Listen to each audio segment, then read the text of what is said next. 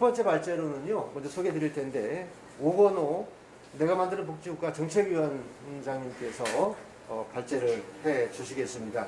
윤석열 정부의 정치적 복지 정책의 전망과 개혁 방향이라고 하는 주제를 가지고 대략 20분 정도 이렇게 발제를 해 드릴 텐데요. 여러분 집중해 주시고, 이 발제는 그 PPT로 발제를 하기 때문에 저희가 동시에 다른 분들이 함께 이거를 같은 자리에서 할 수는 없어서요.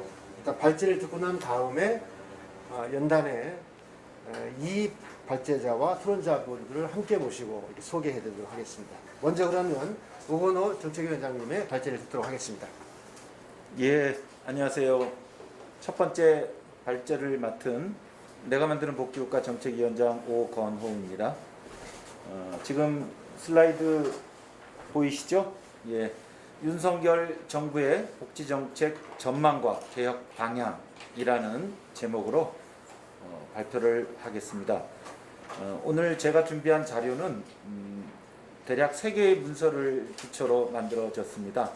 하나는 윤석열 후보가 대선 때 발표한 대선 공약 자료집, 그리고 인수위원회가 국정과제를 정리해서 발표를 했습니다. 110대 과제를 정리했는데요. 거기에 속해 있는 복지 분야의 정책, 그리고 공식적으로 발표한 건 아닌데 어떠하다 보니까 지금 이렇게 세상에 떠도는 문서가 하나 있습니다. 언론에서는 유출된 이행계획서라고 하는데요. 윤석열 인수위원회 국정과제의 세부 이행계획서, 요 세 번째는 공식 문서는 아니지만 사실상의 정부의 문서, 정부의 계획이 담겨 있고 사실상 정부가 만든 것으로 인정을 했기 때문에 이 3가지 문서를 토대로 해서 윤석열 정부의 복지 정책을 평가해 보도록 하겠습니다. 그래서 크게 각 분야별 복지 정책을 진단하고요. 마지막에 앞으로 우리 복지 시민사회 단체가 어떤 복지 의제를 중심으로 대응 활동을 했으면 좋을지에 대해서 토론하고 싶은 주제를 몇 개 제안 드리겠습니다.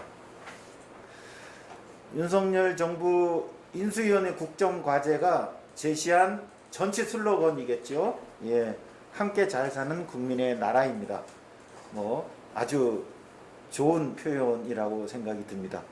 그리고 이 슬로건을 구현하기 위해서 110개 국정과제를 제시했는데요.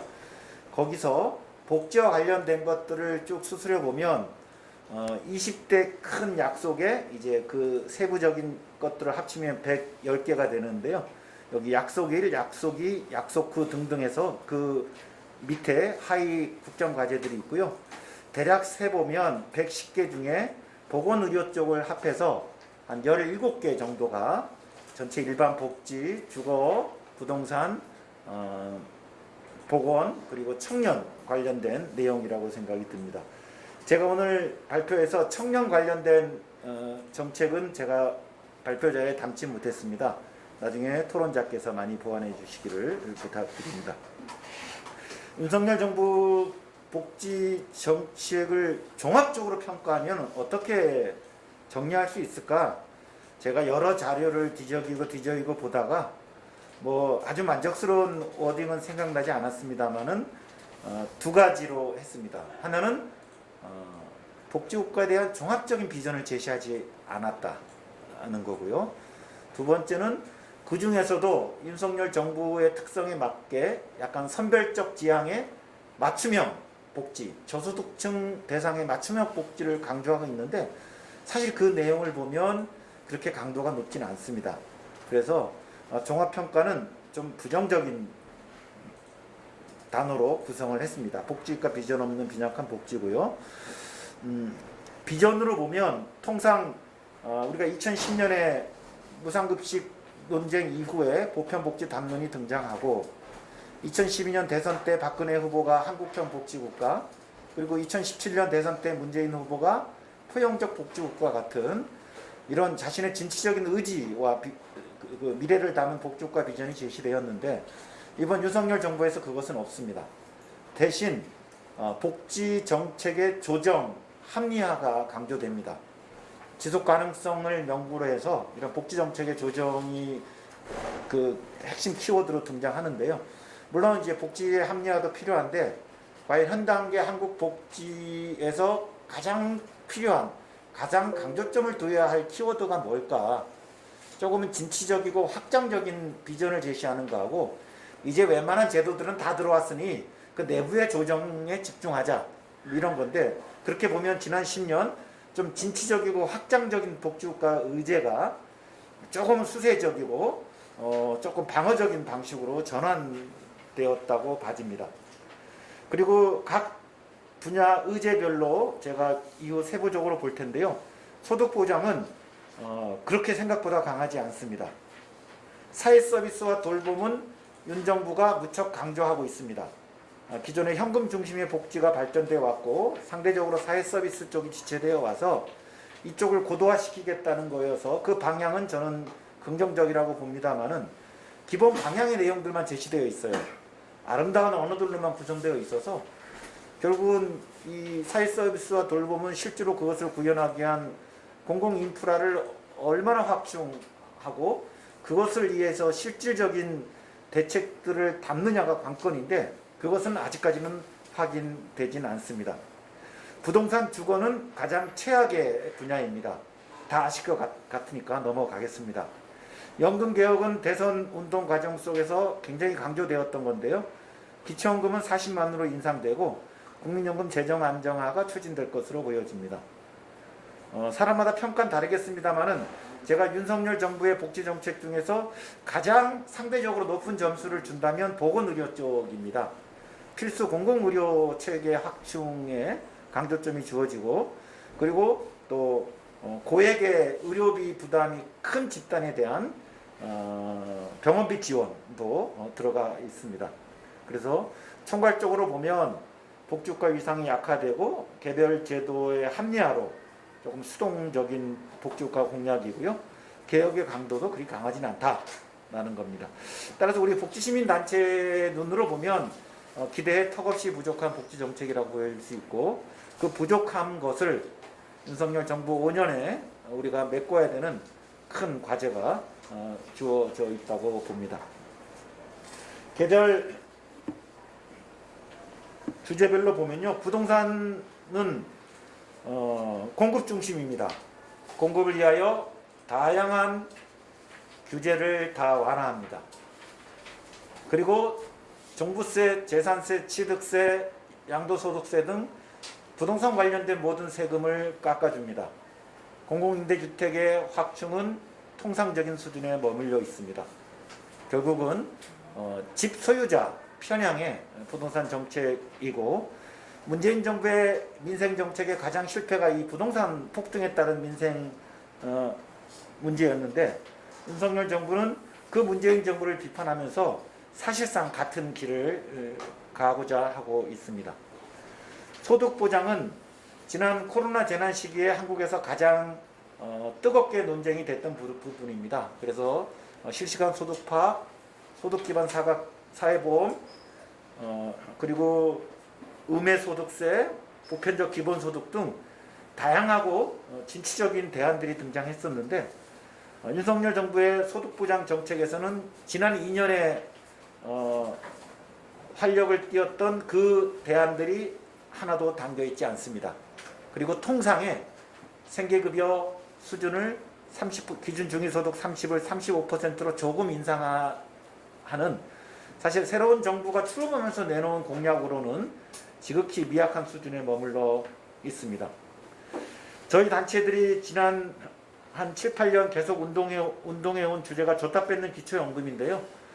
기초연금 40만 원 인상하면서 기초수급 노인에게는 별도로 10만 원을 지급할 예정입니다. 이 약속은 대선 공약이나 이번 지방선거 공약에도 명확하게 명시되어 있어서 윤 정부 초기에 이행될 거라고 기대해 볼 만합니다. 사회서비스 돌봄은 한국 사회 복지 체제가 한 단계 발전하기 위해서 꼭 필요한 거고 윤석열 정부의 복지 정책도 사회서비스의 고도화를 강조하고 있습니다. 그리고 여기 써 있는 것처럼 굉장히 좋은 문구들로 다 되어 있는데 문제는 이 방향으로 얼마나 진전할지에 대해서는 확인할 수가 없습니다. 왜냐하면 소득 보장은 금액을 명시할 수 있는데 이 사회 서비스와 돌봄에 대해서는 실제로 이것이 가능하기 위한 인프라가 확충돼야 되는데 그것을 얼마큼 확충할지에 대해서는 이행 계획서에서도 아직 명확하게 나와 있지는 않습니다. 앞으로 좀 더 지켜봐야 될 것 같습니다. 보건의료는 아까 상대적으로 제가 가장 높은 점수를 둔 분야입니다. 그래서 70개 지역에 책임 의료기관 체제를 만들겠다고 그랬고요. 그리고 이것이 구현하기 위해서는 일종의 공공정책 수가가 개발되어야 되는데 그 수가도 도입하겠다고 하고 있고 또 관련 분야의 의사 인력 확충까지도 약속하고 있습니다. 주목해서 지켜볼 주제라고 봅니다. 그리고 부가체계도 일부 개선하고요. 건강보험 보장성은 저희 시민사회 단체가 총액의 상한을 정하는 100만 원 상한제를 정해서 모든 국민에게 병원비의 보장성을 제공하는데 윤석열 정부는 국민 전체를 대상으로 하기보다는 진료비 고액 부담 집단을 타겟팅해서 그들에게 병원비를 지원합니다. 그래서 재난적 의료비 지원을 강화하고요. 그리고 초고가 신약에서 제기되고 있는 신속 등재에 대해서도 일부 개선하고요. 아동 진료 체계에 대해서도 강화하는 공약을 담고 있습니다. 연금 개혁은 기초연금을 40만 원으로 인상합니다. 기초연금을 인상하면 국민연금에 가입하겠느냐는 논란이 최근에 제기되고 있습니다만은 저는 개인적으로 기초연금 40만 원 인상은 현재의 노인 빈곤 상태를 감안했을 때 꼭 필요한 공약이라고 생각하고 환영합니다. 그리고 국민연금 재정 안정화를 추진하는데 아직 확정되지는 않았지만 국회 산하에 기구를 만들어서 논의할 것으로 예상됩니다. 이렇게 각각의 분야별로 주제를 살펴봤고요. 전체적으로 보면 복지국가 비전 없는 좀 빈약한 수준이다라는 총평을 내렸습니다. 그러면 기대에 못 미치는 윤석열 정부의 복지정책 내용을 보고 우리들은 무엇을 해야 될까? 결국은 우리 나름대로 더 적극적이고 진취적인 의제를 개발하고 또 그것을 공론화하고 그리고 실현할 수 있는 사회적 힘을 키워야 된다고 봅니다. 그런 면에서 몇 가지 토론을 제가 제안드리면요. 하나는 의제 기획입니다. 윤석열 정부의 복지정책 틀을 뛰어넘어서 우리가 복지국가 발전에 새로운 디딤돌을 만들어내기 위해서는 우리 복지시민운동이 다음의 영역들에 관심을 가져야 될 거라고 보는데요. 하나는 시장 불평등에 대응하는 겁니다. 보통 복지는 2차 분배라고 일컬어집니다. 시장에서의 1차 분배가 낳은 문제를 국가를 통한 개선인데요. 사실 지난 10년 동안 복지가 일부 늘었습니다만은 시장에서의 소득 양극화가 너무 심하고 그리고 또 부동산을 기반으로 한 자산 양극화가 심화되다 보니까 그리고 시장에서부터 요구되는 교육비용, 의료비용, 주거비용 이런 거에 감당하다 보니까 공적 영역에서 급식이, 아동수당이, 보육료가 그리고 기초원금이 지급되고 도입이 되더라도 사실상 이 시장에서부터 제기되는 비용으로 인해서 거의 다 상쇄돼 버리는 것 같아요. 저는 그러면서 지난 10년 공적 영역에서 2차 재분배의 개선은 분명히 있었지만 1차 분배에서의 악화가 오히려 더 빠르게 진행됨으로써 사실상 복지는 늘었지만 서민의 삶은 제자리에 머물렀다고 보고요. 그렇다면 복지국가 운동이 통상 국가의 복지제도에 대응하는 거이긴 하지만 이런 시장 불평등에도 함께 대응하는 연대 운동이 필요할 거라고 봐집니다. 그래서 이런 소득 양극화를 개선하기 위해서는 불안정한 취업자들의 노동권에 같이 연대하고 그리고 자산 양극화에 대응하기 위해서는 앞으로 집값 하향 안정화 운동을 좀 본격적으로 펼쳐야 되지 않을까 생각합니다. 두 번째는 소득 양극화, 자산 양극화에서 가장 열악한 지위에 있는 계층 집단이 저소득층인데 사실 문재인 정부가 포용적 복지국가를 이야기했지만 저소득층 복지는 상당히 외면했다고 저는 평가하고 있습니다. 윤석열 정부가 선별복지 철학에 기초해서 저소득층의 맞춤형 복지를 집중하겠다고 하지만 실제 내용을 보면 그다지 강하진 않습니다. 결국은 윤석열 정부에서 이 저소득층의 민생권을 확보하는 데에도 우리 복지시민운동들이 힘을 더 써야 한다고 생각합니다. 그리고 사회서비스 국가돌봄 체계는 이건 아무리 강조해도 충분히 더 필요한 일이죠. 그래서 지금의 의료 체제가 너무나도 낭비적 요소가 많기 때문에 저는 아예 새로운 신의료 체제라는 개념을 가지고 보건의료 개혁 운동이 필요하지 않을까 생각이 들고요. 지난 대통령 선거에서 여러 후보들이 제안하셨는데 이런 돌봄, 요양에 대한 국가 책임제 이런 것들이 본격화되어야 될 거라고 생각합니다. 그리고 공적연금에서는 이런 저소득층 취약 노인 빈곤을 해소하면서 재정의 지속 가능성을 확보하는 개혁이 윤석열 정부에서 꼭 이루어져야 된다고 생각합니다. 그리고 이 모든 것을 위해서는 복지 재정이 확충돼야 됩니다. 현재 우리나라 국가 부담률이 국민 부담률이 GDP 28%인데 서구 선진 복지 국가들은 GDP 40%대이거든요. 금액으로 따지면 한 250조 원 정도를 연 250조 원 정도를 저희가 더 충당을 해야 됩니다. 지금까지는 주로 국채 그리고 지출 구조 조정이 주요한 대안으로 등장했는데 본격적인 증세 논의를 우리 복지시민 운동이 해야 된다고 생각합니다. 이 토론 1은 주로 복지 의제에 관련된 토론 제안이고요. 이제 마지막으로 제가 토론 2는 우리 복지 운동이 앞으로 가져야 될 일종의 전략과 비전에 관련된 겁니다. 첫 번째 하나는 지금 오늘 토론자로 여러 단체 분들이 오시기 때문에 지난 10년 복지국가 운동이 진행된 이후 현재 복지시민 운동에 대한 점검이 필요하다고 봅니다. 과연 보편복지 담론에 따라 무상급식, 무상보육, 기초연금 등등의 여러 의제들이 등장했는데 지금 현재 복지시민 운동이 과연 이 의제를 가지고 이 복지운동의 활력을 계속 가지러 갈 수 있을까? 그리고 복지시민 운동은 지금 얼마나 조직력과 공론화 능력을 가지고 있는가에 대해서 조금 우리 스스로 점검하는 자리가 필요하고요. 그것에 기초해서 새로운 연대가 필요하다고 생각합니다. 두 번째는 저희 단체에서도 계속 제기했던 건데 왜 포용적 복지국가를 주창하는 문재인 정부 하에서도 저소득층 복지가 주변화될까? 저는 여기 있어서는 기존에 한국에서 우리가 가졌던 보편복지 담론에 대한 새로운 인식의 전환이 필요하다고 봐지고요.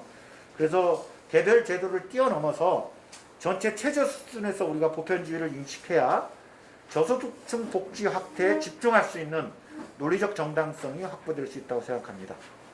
그리고 세 번째는 지난 2010년 무상급식 이후에 한국의 복지시민운동이 가졌던 노선은 보편적 복지국가이고 여기서 보편주의는 결국은 중간계층 동맹을 기본축으로 삼은 겁니다.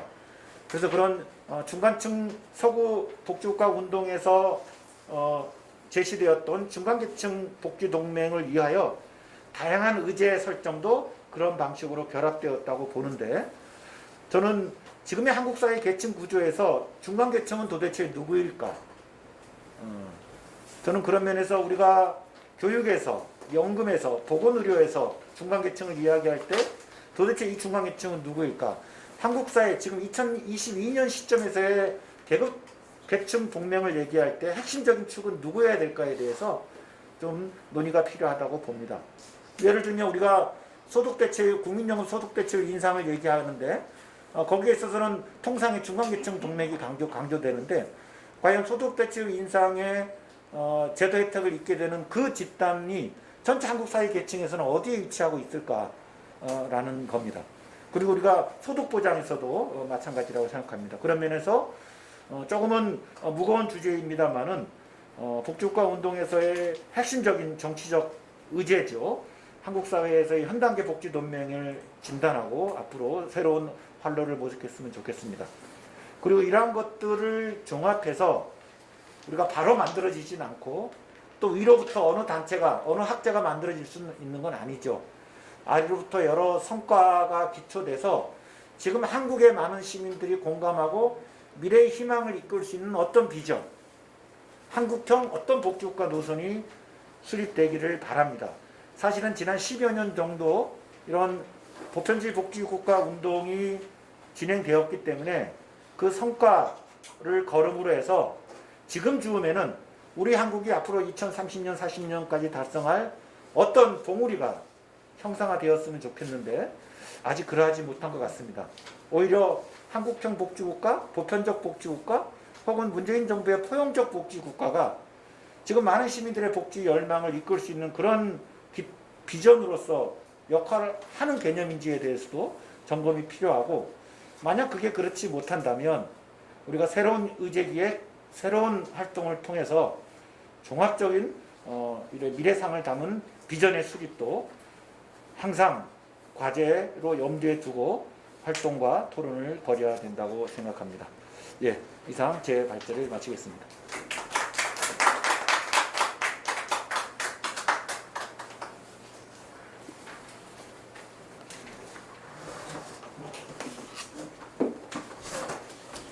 예, 지금까지는 우건호 정책위원장님의 발제가 있었고요.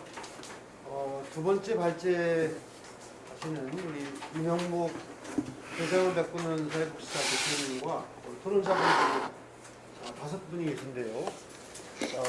등단해서 자리에 좀 착석해 주시기를 부탁드리겠습니다. 그러면 한꺼번에 다 소개해 올리도록 하겠습니다.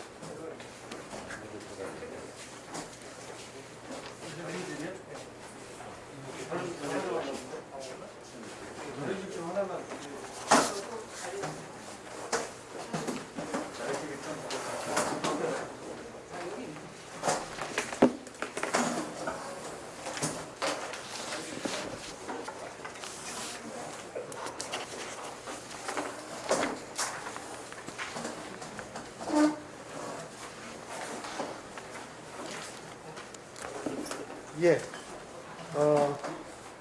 먼저는 이제 우건호 정책위원장님께서 민정부의 복지정책 전반에 관한 기존에 발표된 자료 중심으로 비평을 해주셨고요. 특히 복지시민 운동을 하는 단체들의 그 의제 기획과 관련해서도 토론 주제를 던져주셨습니다. 이와 관련된 각각의 입장이나 토론들은 나중에 종합 토론할 때 혹은 또 각 토론자분들께서 말씀해 주실 것이라고 보아지고요. 오늘 메인 주제로서 두 번째로는 이명묵 세상을 바꾸는 사회복지사 대표님께서 발제해 주실 것입니다. 먼저 소개해 드리겠습니다. 우리 이명묵 세상을 바꾸는 사회복지사 대표이십니다. 예. 다음은 고현종 노년유니온 사무처장님이십니다. 네, 반갑습니다. 다음은 정성철 빈곤사회연대 사무국장님이십니다. 반갑습니다. 다음은 김설 청년유니온 비대위원이십니다. 안녕하세요. 다음은 최은영 한국도시연구소 소장님이십니다. 네, 다음은 이왕구 한국일보 논설위원이십니다.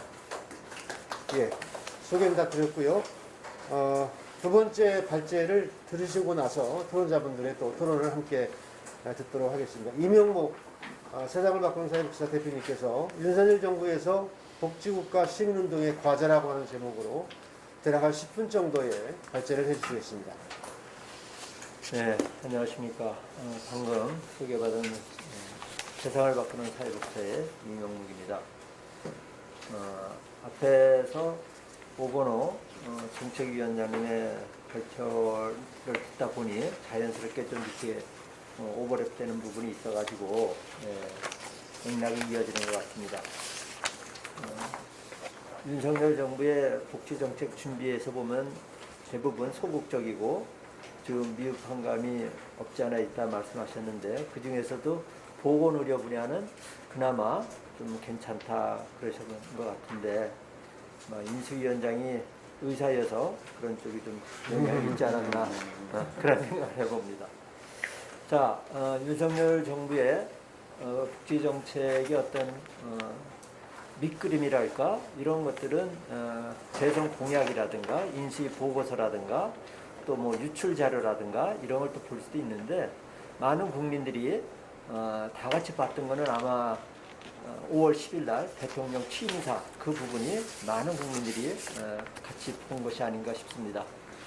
그 대통령 취임사에서 가장 강조됐고 본인이 또 힘을 줬던 것은 자유민주주의와 시장 경제였습니다. 그 이튿날 왜 통합이 빠졌느냐 이런 지적들이 언론에서 있으니까 대통령은 정치가 다 통합이니까 그건 굳이 얘기를 안 해도 괜찮지 않느냐 이런 얘기를 했습니다. 근데 이 취임사에서 보면은 통합만 빠진 게 아니고 복지란 단어도 없고 행복이란 단어도 없고 복지국가란 단어도 없습니다. 그 얘기는 앞으로 이제 윤석열 정부가 복지 정책 내지는 복지국가에 대해서 어떤 생각을 갖고 있는지를 짐작해 볼 수 있는 게 아닌가 이런 생각을 합니다. 지난 대선 때 몇몇 사람들이 그런 얘기를 했어요. 이 대선 경쟁을 보고서 국가 비전이 좀 얘기가 됐으면 좋겠는데 그것은 없고 진흙탕 싸움만 하고 있다 이런 얘기를 했죠. 저는 그러한 것에 공감하면서도 그것이 후보자 또는 정당만의 책임일까? 사실은 대선이라고 하는 것은 국민들의 여망을 정당과 후보자가 받아서 이제 말을 하기 나름인데 한국 사회에서 지난 몇 년 동안 이 국가 비전에 대해서 우리가 고민한 적이 있나? 별로 없죠. 그러다 보니까 이번 대선에서도 역시 그것의 연결선상으로 국가 비전이라든가 우리 사회 공동체에 대한 어떤 언급은 또 없었던 것 같습니다. 자, 그러면은 우리가 복지국가 또 그것의 이제 구체적인 모습은 복지정책 이렇게 얘기가 되는데 이 복지 각각의 이제 복지정책이라고 하는 거는 실제 그것이 어떻게 만들어지냐 하면은 그것의 뿌리는 이제 예컨대 실업정책이다 또는 연금정책이다 장애인 정책이다 그러면은 실업과 연금과 장애인과 또 아동 여성이면 아동 여성에 관한 우리 사회의 어떤 철학이 그것의 뿌리가 되는 거죠. 한국 사회에서 그러한 주제에 대해서 철학적 논의가 이루어지지 않았거나 또 합의가 이루어지지 않았다 그러면은 어떤 정책도 만들어지기는 쉽지가 않을 겁니다. 또 한두 명의 학자에 의해서 정책 이방에 대해서 만들어졌다 하더라도 그것이 얼마나 이제 국민들의 공감을 갖고 또 지지를 받으면서 지속할 수 있는지 그것도 역시 의문인 거죠. 그러니까 우리가 복지 정책과 복지 국가를 이야기한다고 하면은 이미 한국 사회에서 그런 주제에 대해서 사회적 논의가 오랫동안 있어 왔고 일정 부분 국민적 합의가 만들어졌을 때 비로소 그것이 가능하다라고 보는 겁니다.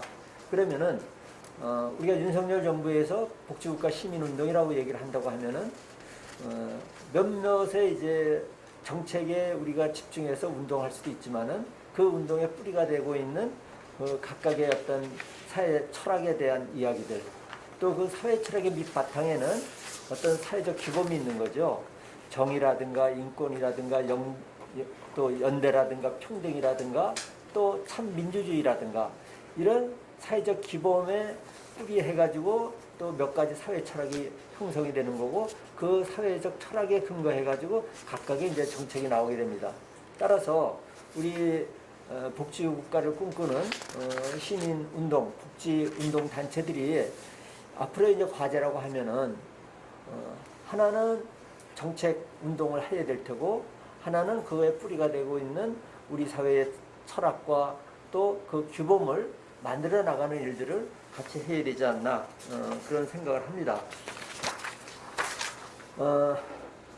그러면서 이제 몇 가지 과제라고 하는 것들을 좀 나열적으로 말씀드려 보겠습니다.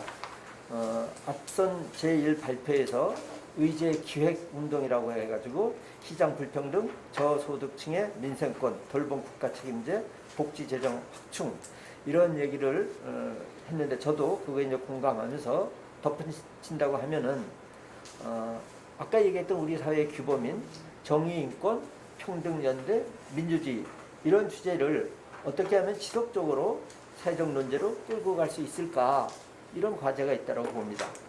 그리고 우리가 아동수당이라든가 기초연금이라든가 뭐 이런 얘기 할 수도 있죠. 그러나 대한민국 국민으로 한 어린아이가 태어나서 80년 그렇게 살아가면서 한 생애를 보내게 되는데 그 한 존재의 생애 주기별 그의 삶의 궤적을 쫓아가면서 교육권, 또 노동권, 주거권, 건강권, 노후소득보장권 등 생애 주기별 그 인권, 사회권의 문제도 우리가 어떻게 실천할 것인가 이런 지혜도 필요하다고 봅니다.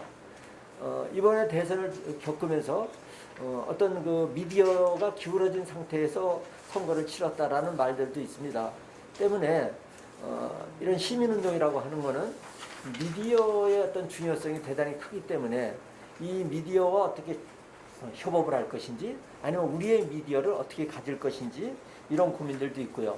또 제3의 미디어가 이제 그 이상의 힘을 발휘하고 있는 세상에서 인터넷과 어떻게 우리가 협업을 할 것인지 이런 고민들도 있습니다. 그리고 지금까지 한국 사회에서의 대부분의 이제 시민운동이라고 하는 것은 전문가 중심의 운동이었죠. 그리고 이제 당사자 중심의 운동은 아직도 소수에 해당되고 있습니다. 결국 풀뿌리 민주주의 운동이 되기 위해서는 풀뿌리 시민운동이 되기 위해서는 우리가 어떻게 하면은 이 당사자 운동과 연합할 수 있을까? 또 우리가 당사자들과 연대할 수 있는 쌍방향 협업을 어떻게 할 것인가 이런 고민도 있습니다. 아까 앞선 이제 그 국가 재정 부담도 얘기했습니다만은 항시 그 국가 재정 부담뿐만이 아니라 복지비 지출도 그렇고 우리나라는 OECD 평균의 한 절반 정도라는 한탄을 수십 년째 하고 있습니다. 그 얘기는 복지에 대한 복지 국가에 대한 사회적 인식과 철학이 딱 절반이기 때문에 그렇게 되는 거죠. 그러면은 이 OECD 평균 정도로 끌어올리기 위한 우리의 운동 전략은 또 뭐가 있을까 이런 고민을 해봅니다. 복지는 정치의 산물이다. 참 이거 뭐 금원 같은 얘기입니다.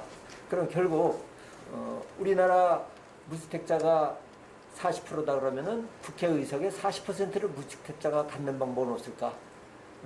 또 청년이 우리 인구의 몇 %다 그러면 그만큼 의석을 갖는 방법은 없을까?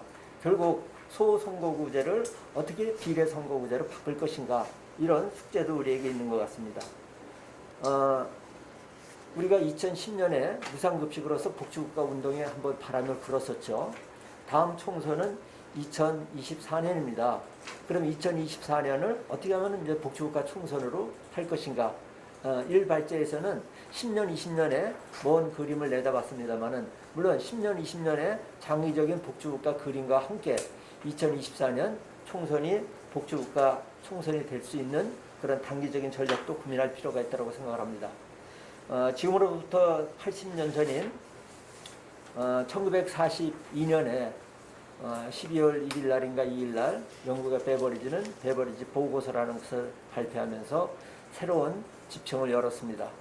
이제 이런 우리 복지국가 시민운동이라고 하는 것은 개별 의제, 정책 운동도 필요하지만은 이런 베버리지 보고서처럼 시대를 열어갈 수 있는 우리의 국민적 합의 이런 밑그림을 또 그려내는 이런 작업들도 같이 가야 되지 않나 싶습니다.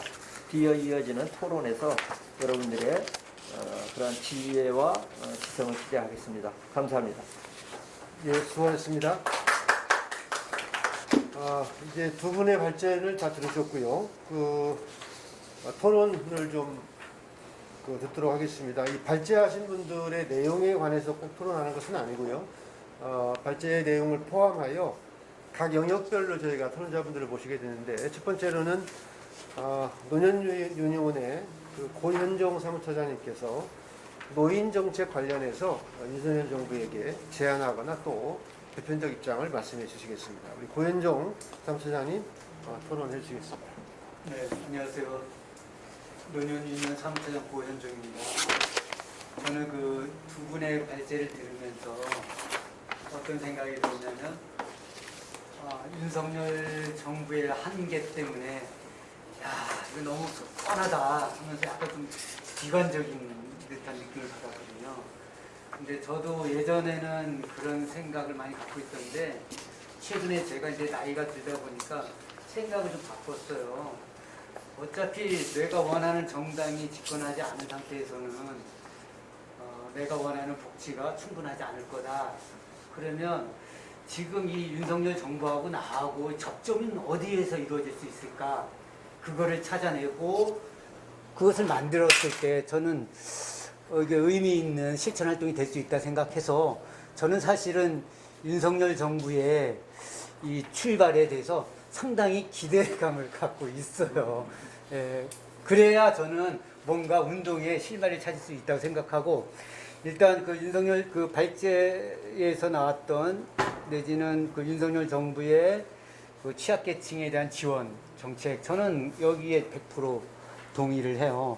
그러면서 저는 과연 내가 이 윤석열 정부 하에서 어떤 것들을 내가 이 정부하고 같이 접점을 이루어서 만들어낼 수 있을까 이런 고민을 하는데 일단은 저는 그 65세 정년 연장, 그 다음에 연금 개혁, 그 다음에 노인 연령 상향 이 세 가지도 제가 보기에는 그 윤석열 정부의 핵심 국정 과제 중에 하나거든요. 저는 여기에서 좀 접점이 일어났다고 생각하고 그래서 지금 이제 노인 인구가 많아지니까 우리 어르신들도 만나보면 65세만 돼도 더 일을 할 수 있는 능력이 있는데 65세라고 하는 나이에 의해서 강제로 퇴직당하고 그 다음에 차별을 받고 있거든요. 그래서 저는 앞으로 노인 인구가 늘어나니까 그리고 이제 뭐 지금은 뭐 한 일하는 인구 한 100명 중에 한 39명이 뭐 부양을 한다고 하면 뭐 40년, 70년 되면 청년 뭐 한 명이 노인 한 명을 부양하는 이런 시대가 오기 때문에 이 노인 인구를 이 노동시장에 오래 체류하게끔 하는 제도, 그건 결국은 정년 연장이다 이런 생각을 좀 하고 있고요. 그래서 대법원에서도 2018년도인가 19년도에 그 판정을 했잖아요. 노동 가동 연한이 65세다. 그래서 저는 윤석열 정부 하에서 많은 걸 하기보다는 일단은 연금 개혁. 그래서 지금 국민연금 소득 대체율 40% 이하로 떨어뜨리지 않고 거기에 뭐 적절한 보험료를 점진적으로 조금 이렇게 올려가는 방식. 그러면서 다른 뭐 기초연금이라든가 뭐 퇴직연금 뭐 이런 것들을 좀 보완하는 방식으로 해서 노후소득 보장 체계를 만드는 거 이거 하나만 해도 저는 윤석열 정부가 복지 정책에서 큰 획기적인 그 업적을 이루는 거다. 그리고 그 길에 저희 노년 유니언도 적극적으로 지지할 수 있겠다라는 생각을 좀 하고 있습니다. 그리고 저희가 이제 그 노인 연령 상향이나 뭐 연금 개혁, 그 다음에 정년 연장 이게 저는 이제 핵심이라고 생각하고 그 다음으로는 이제 저는 그 어르신들이 지금 이제 코로나를 겪으면서 죽음이라는 것들을 이제 많이 경험을 하셨어요. 불현듯한 죽음. 그러면서 이제 어르신들이 이 죽음을 멀리 해야 할 게 아니라 죽음도 우리 가까이에 있고 이런 것들도 좀 준비할 필요가 있지 않느냐. 그래서 죽음 교육 의무화 이런 것들이 이루어졌으면 좋겠다. 근데 죽음 교육 의무화 이런 것들은 뭐 재정도 그렇게 많이 들지 않으니까 조금 그 노인 인구가 많아지는 사회에서 그것도 필요하다 이런 생각을 하고 있고요. 또 하나는 그 안락사법, 그러니까 최근에 그 간병, 그 노인 인구가 많아지면서 간병으로 인한 고통이 굉장히 많거든요. 또 그러다 보니까 또 간병을 하다 보니까 또 살인까지 저지르는 이런 일도 벌어지는데 그래서 저는 우리 사회에서 이제 안락사법이 도입될 때가 됐다.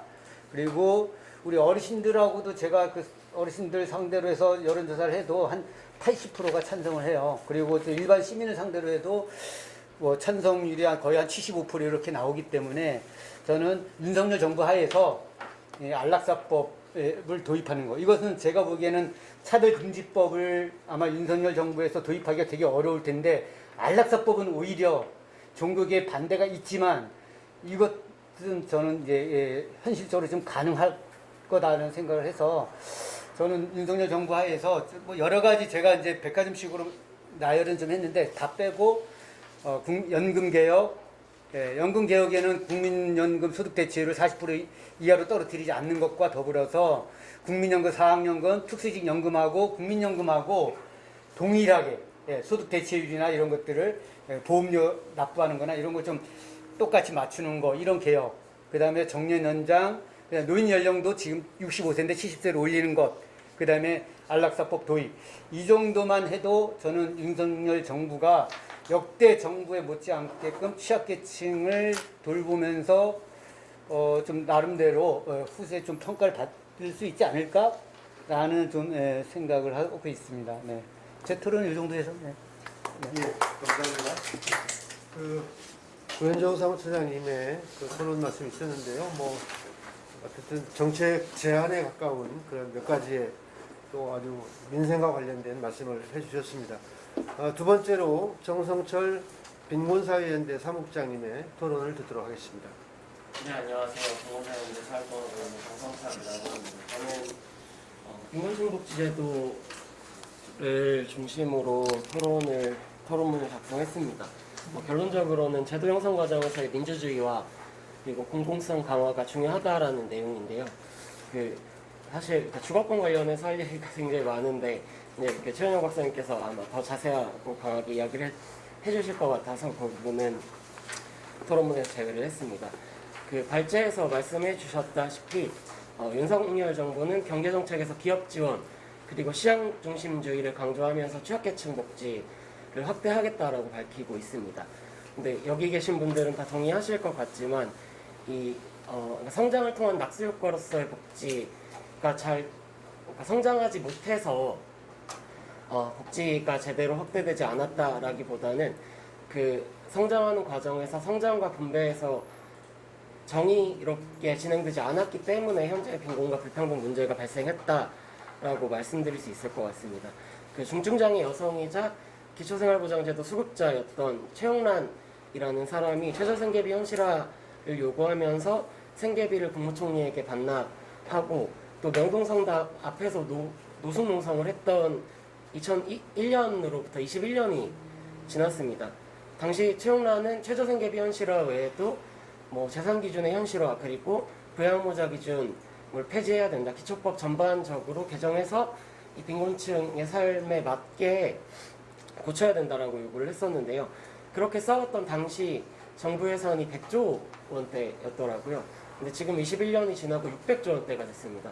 그러니까 이게 공이 몇 개인지도 셀 수 없이 정말 제 기준으로선 천문학적인 예산이 증가했지만 그 이후에도 다들 아시다시피 2012년에 거제 이씨 할머니가 돌아가시고 2014년에 송파세모녀 그리고 2020년에 방배동 김씨 또 최근에는 4월에 창신동에서 모자와 더불어서 서울에 살던 30대 청년 수급자가 사망한 뒤에 고독사로 발견되는 사실 비극이라고 이야기하는 것도 이제는 너무 그런 예견된 사회적 죽음이 끊이지 않고 발생하고 있습니다.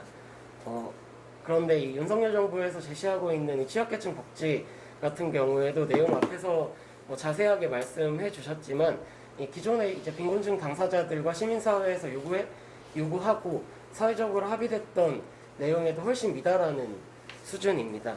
생계급여 선정기준 보장 수준 이제 30%에서 35%로 올린다고 하는데 실제 일단은 그로 인해서 얼만큼의 신규 수급자들이 유입될 것인지 예산이 필요한지 또 없을 뿐더러 시민사회에서 이 세계적으로도 그렇고 한국에서도 그렇고 이 빈곤의 기준선을 기준중위소득의 50% 이하로 잡고 있다라는 점에서 한참 미달하는 수준에 있습니다. 사실상 저는 이게 후퇴라고 봐야 한다라고 생각합니다. 후퇴라고 봐야 한다라고 생각한다는 점에는 기존 이전의 선거들에서 합의됐던 그리고 공약 국정과제로 채택되었지만 제대로 실현되지 않은 것들에 대해서는 아무것도 담지 않았다라는 점도 좀 포함이 되는 것 같습니다. 또 이 기준중위소득 30에서 35%로 올리는 경우에 2022년 기준으로 하면은 이게 수급 받으시는 분들은 생계급여가 58만 원에서 68만 원으로 올라가는 수치이거든요.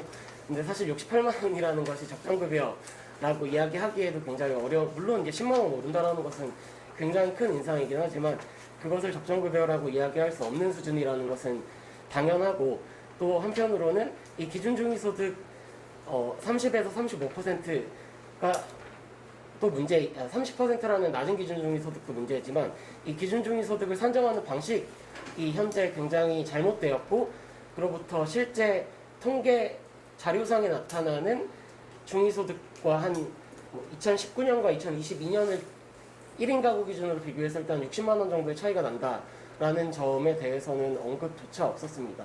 이 기준 중위소득을 산정하는 것을 제대로 하지 못한다라는 것은 이 기초생활보장제도 수급 받으시는 분들 그리고 이 기초생활보장제도의 대상이 되는 수급권자들뿐만 아니라 그러니까 한국 사회 복지제도 전반, 그러니까 복지 빈곤선 자체에 대한 기준을 좌우하는 것이기 때문에 굉장히 중요한 문제임에도 여기에 대한 언급조차 없었습니다. 이 기준중위소득 매년 8월에 결정됩니다. 내년도 기준중위소득 올해 8월에 결정이 되는데 어쨌든 뭐 이따 뭐 이렇게 약간 구체적인 내용들을 말씀드리는 게 맞는지는 잘 모르겠지만 뭐 이런 기준중위소득 현실화 어떻게 할 것인지에 대해서도 좀 같이 고민하고 연대하는 방안을 찾아봤으면 좋겠다라는 말씀을 드리고 싶습니다.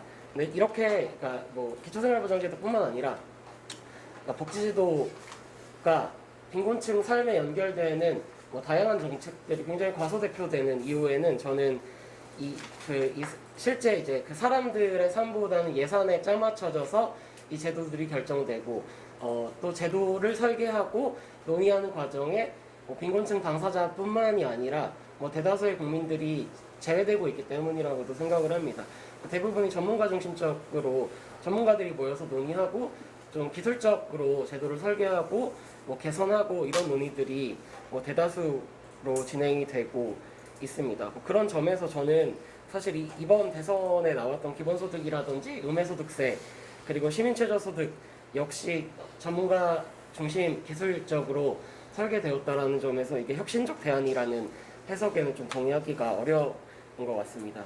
특히나 이 실시간 소득 파악 같은 경우에는 저는 이게 진짜 순기능으로 작동할까가 굉장히 의문이 매번 드는데요. 사회보장급여법에 따라서 복지제도를 신청하는 분들의 개인정보를 수집하는 그 양이 계속해서 늘고 있습니다. 그런데 그렇게 개인정보는 더 많은 것들이 수집됨에도 불구하고 기초생활보장제도를 예로 든다면 신청하는 과정에서 금융정보제공동의서 제출하지만 그걸 통해서 은행 뭐 이런 것들 다 확인할 수 있지만 어떻게 지출하고 있는지를 수기로 작성해야 되고 재산 원단위로 자기 재산 작성하라고 하고 또 이제 보유하고 있는 통장 전체 통장에 1년치 거래 내역서를 떼오라고 합니다. 긴급복지지원제도 같은 경우에도 선지원 후 조사 원칙으로 하고 있는데 마찬가지입니다. 금융정보제공동의서 받고 구두로 다 물어보고 반년치 통장 거래 내역서 떼오라고 합니다. 이렇게 개인정보 계속 모으고 있지만 실제 빈곤층이 이용하는 복지제도에서 그 가난한 사람들의 입증 책임 역시 계속 더 강화되고 있는 상황입니다. 이런 상황에서 잘 모르겠어요. 제가 기술적으로 뭐 정책적으로 많이 부족해서 실시간 소득 파악 이게 정말 제대로 순기능으로 작동할지에 대한 의문이 좀 들 수밖에 없는 것 같습니다. 그리고 또 이 사회 서비스와 의료 같은 경우에 어쨌든 발제에서 물론 이제 사회 서비스 같은 경우에 공공인프라 확충 어떻게 할 것인지에 대해서 제시해야 된다라는 것에 동의하고, 근데 의료 같은 경우에도 이제 필수 의료기관 지정하는 것에 있어서 민간병원을 지정하고, 그러니까 사실 제가 볼 때는 어쨌든 민간병원에 공공에서 인센티브 제공한다라는 방식으로도 보이거든요. 그러니까 이런 것들이 과연 긍정적으로 평가될 수 있는지에 대해서 좀 같이 고민을 해봐야 된다고 생각하고, 사회 서비스든 의료든 저는 공공성 강화를 기반으로 시작되어야 한다라고 생각이 듭니다. 이번에 그 장애인복지 정책 관련해서 이제 개인 예산제를 발표했던 것을 봤을 때 역시나 이제 시장 중심적으로 이 공공성에 기반한 사회 서비스나 의료가 아니라 그러니까 새로운 산업으로서 바라보고 접근하고 있는 것은 아닌지, 여전히 현재의 이윤 추구를 중심으로 하는 민간 사회 서비스와 민간 의료 체계를 확대하는 방향이 아닌지에 대해서 좀 더 구체적으로 살펴봐야 한다라고 생각을 합니다. 그리고 이제 그 마지막에 이제 시장 불평등 문제를 해결해야 하는 것이 중요하다라는 것에는 정말 100% 동의를 합니다. 최용란 열사가 기초생활보장제도 투쟁을 할 당시에 그런 발언을 했었더라고요. 이 기초생활보장제도 도입이라는 것이 당시 그 외환위기를 통해서 구조조정을 이라든지 불안정 노동을 확대하는 것에 어떤 정당성을 부여하는 것이 아니었냐라는 질문을 던졌었는데, 저는 그게 현재 작동되는 상황에서 일견 맞다라고 보이고, 그것을 어떻게 역전시킬지에 대한 고민을 해야 된다라고 생각을 하고, 전 다른 것보다는 새로운 무언가를 고민하고 만들어내는 것도 중요하지만, 그러니까 지금 현재 하고 있는 것들을 반복해서 계속 얘기하는 것으로부터 더 많은 확장성을 갖고 운동을 하는 것이 중요하다고 생각을 합니다. 같은 얘기 계속하는 거 사실 저도 어렵거든요. 굉장히 용기가 필요한 일이라고 생각을 하고, 물론 한 명, 두 명 듣다 보면 언젠가 저는 이게 1000명, 10,000명, 10만 명이 될 거라고 생각하기 때문에, 네, 물론 새로운 것과 함께 하고 있던 것들을 계속해서 이야기하면서 어쨌든 그러니까 개인적으로 위험에 자산을 축적해서 대비하는 것이 아니라, 우리 모두가 사회안전망을 통해서 이 위험에 대응할 수 있고, 또 위험에 대응하는 것이 빈곤을 완화하는 수준이 아니라 빈곤이 없는 세상으로 나아간다라는 전망을 계속 던져야 할 필요가 있다고 생각을 합니다. 그리고 저는 이명목 대표님께서 당사자 정치를 말씀해 주셨는데, 이게 굉장히 중요하다라고 생각을 하는데, 저는 그 당사자 정치라는 게 현재 우리 정치의 현실을 보여준다라고도 생각을 해요. 그러니까 당사자가 아니라면, 사실 당사자라는 것에는 굉장히 교차성과 복잡성이 있는 건데, 그 당사자가 아니라면 그 문제에 대해서 알 수 없고 정책 기반할 수 없는 것이냐라고 한다면, 그렇게 그러니까 자신의 이익을 중심으로 그러니까 그 계층과 집단의 이익을 중심으로 정치가 진행되고 있다. 그 안에서 빈곤층 정치는 굉장히 과소대표되고 있다. 그것이 문제다라고 생각을 하고요. 하나는 마지막으로 노인 연령 상향, 전 이거는 조금 들으면서 고민이 됐는데, 현재 노인 빈곤 굉장히 심각하지만 아직 노인이 되지 못한, 그러니까 65세를 기다리면서 하루하루를 살아가는 분들도 굉장히 많은 상황입니다. 65세라는 것이 물론 일자리도 그렇지만 복지제도, 그러니까 기초생활보장제도와도 굉장히 긴밀하게 이제 일반 수급 받을 건지 아니면 조건부 수급 받을 건지 이런 것들을 결정하기 때문에, 저는 다른 것들이 그러니까 시장과 이 복지 영역에서의 다른 것들이 전반적으로 변하지 않는다면 현재 상황에서의 노인 연령 상향이라는 것은 좀 부정적으로 나타날 수 있다고도 생각이 들었습니다. 이상으로 토론 마치겠습니다. 네, 고맙습니다. 이어서 김설 청년유니온 비대위원님의 토론을 듣도록 하겠습니다.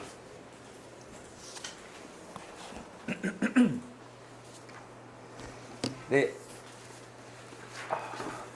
네, 안녕하세요. 청년유니온 비대위원 김설이라고 합니다. 네, 이제 청년유니온이 왜 비상대책위원회라고 하는 이름을 달고 있느냐라고 하는 것으로 좀 갸우뚱하시는 분들도 계실 텐데요. 예를 들면 지금 복지담론이 사라진 이 20대 대선의 이 비상시기에 맞춰서 저희가 선제적으로 비대위를 만들었다라고 하는 것으로 조금 농담을 먼저 하면서 좀 토론을 시작을 하도록 하겠습니다. 좀 크게 그 두 가지 이야기와 과제, 그리고 이 청년 운동까지 좀 주제가 이제 방대하다 보니까 이야기가 많아졌는데요. 좀 간략하게 연금 개혁과 관련돼서 어떤 방법론적인 이야기를 좀 구체적인 어떤 개혁 방식, 그리고 사회적 대화를 중심으로 좀 말씀을 드리고자 하고요. 그리고 아까 발제자님께서 부탁을 해주신 청년 정책과 관련된 간단한 평가, 그리고 지금 당장 윤석열 정부의 어떤 단기적인 과제와 그리고 우리 운동사회가 가져야 할 어떤 중장기적인 과제, 그리고 청년운동이라고 하는 것에 대한 이야기로 10분 안에 마칠 수 있을지 모르겠습니다. 네. 일단은 윤석열 정부의 연금개혁 그리고 사회적 대화라고 하는 주제입니다. 안철수 후보가 대선 토론 시기에 모든 후보에게 연금개혁 같이 하자고 공동선언을 끌어냈습니다. 그게 오버랩 됐습니다. 최저임금 1만 원을 만들겠다라고 하는 그 네 후보의 공약과 저는 오버랩이 됐습니다. 그리고 지금 인수위 과정을 통해 가지고 이 연금 개혁을 사회적 대화 내지 이제 통합 뭐 대화의 기구, 그게 국회 산하가 될지 아니면 따로 어떠한 종류의 기구를 설치할지는 아직 확정되진 않았지만 사회적 대화를 중심으로 해서 이것을 개혁해 나가겠다라고 지금 발표를 했습니다. 근데 지난 최저임금이 5년 동안 어떻게 인상을 거쳐왔는가를 상기해 봅니다. 2년간 거의 16%, 10%, 그리고 그 다음 2년간 2몇 %, 1몇 %, 그리고 마지막 해 5% 소폭 인상으로 결국에는 박근혜 정부보다 더 낮은 인상률의 결과를 맞이했습니다. 저는 이 원인이 무엇이었을까라고 하는 것에서 저는 사회적 합의 내지 사회적 대화라고 하는 방식의 몰 이해와 그리고 굉장히 우유부단한 리더십에서 찾고자 합니다. 최저임금위원회에서는 노측과 사측이 자리를 박차고 나가는 것이 일쑤였습니다. 국민연금과 관련된 사회적 대화의 자리에서 그렇지 않으라는 법이 없습니다. 지금 현재 국민연금 개혁과 관련해서 다양한 의견들이 이미 제출되었고 이게 어떻게 돼야 된다라고 하는 것은 10년 전, 20년 전부터 계속해서 제기됐던 문제입니다. 뭐 모수개혁 통해서 뭐 소득대체율 그리고 뭐 보험료율 뭐 등등 이제 굵직한 어떤 개혁 과제들이 지금 현재 닥쳐와 있고 그게 곧 높은 수준의 정치적 합의라고 하는 것이 이루어졌습니다. 근데 높은 수준의 정치적 합의와 실제 개혁의 과정 안에서의 사회적 대화는 굉장히 질적으로 다르게 펼쳐질 것으로 생각이 듭니다. 여기서 핵심적으로 한 가지는 소위 시민사회 진영 내지 진보 진영이라고 불리는 복지운동 진영 내에서도 이 연금개혁과 관련된 굉장히 상이한 입장을 갖고 있다는 것입니다.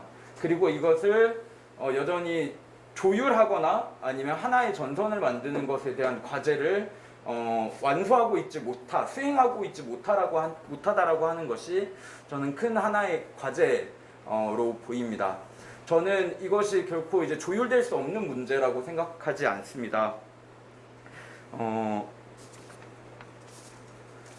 정작 이제 진짜 사회적 대화의 장이 펼쳐지게 되면 벌어지는 상황에 맞춰가지고 이것을 어떻게 할 것이냐 저렇게 할 것이냐 이렇게 논의를 하다 보면 지난 정부 때 국민연금 특위를 통해서 아무것도 결정하지 못하고 끝났던 것처럼 윤석열 정부 때도 충분히 그렇게 될 개연성 충분히 있다라고 생각을 합니다.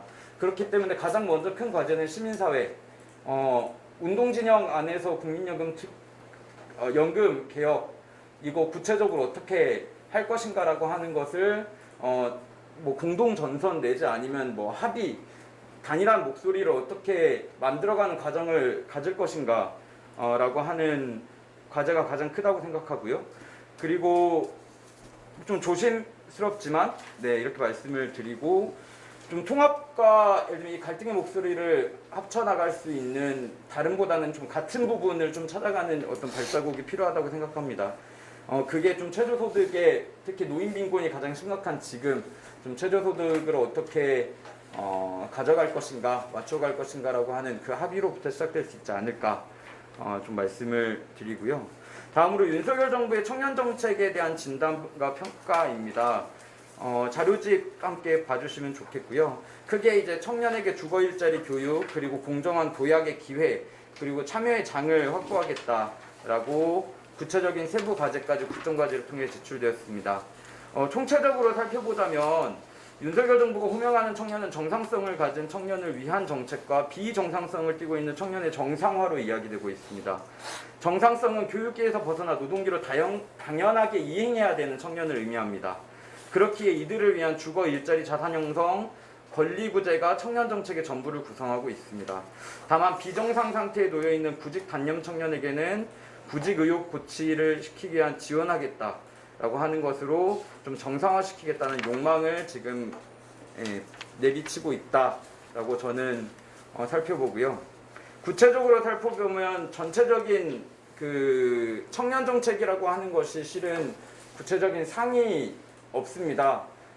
전반적인 사회 정책 안에서 청년이 해당하는 정책을 청년 정책으로 호명하기에 이것을 청년 정책으로 호명하는 것은 적절하지 지양해야 되는 부분이 있으나 청년으로 호명되는 정책들이 있기에 그것에 대한 평가를 좀 진행을 해보도록 하겠습니다.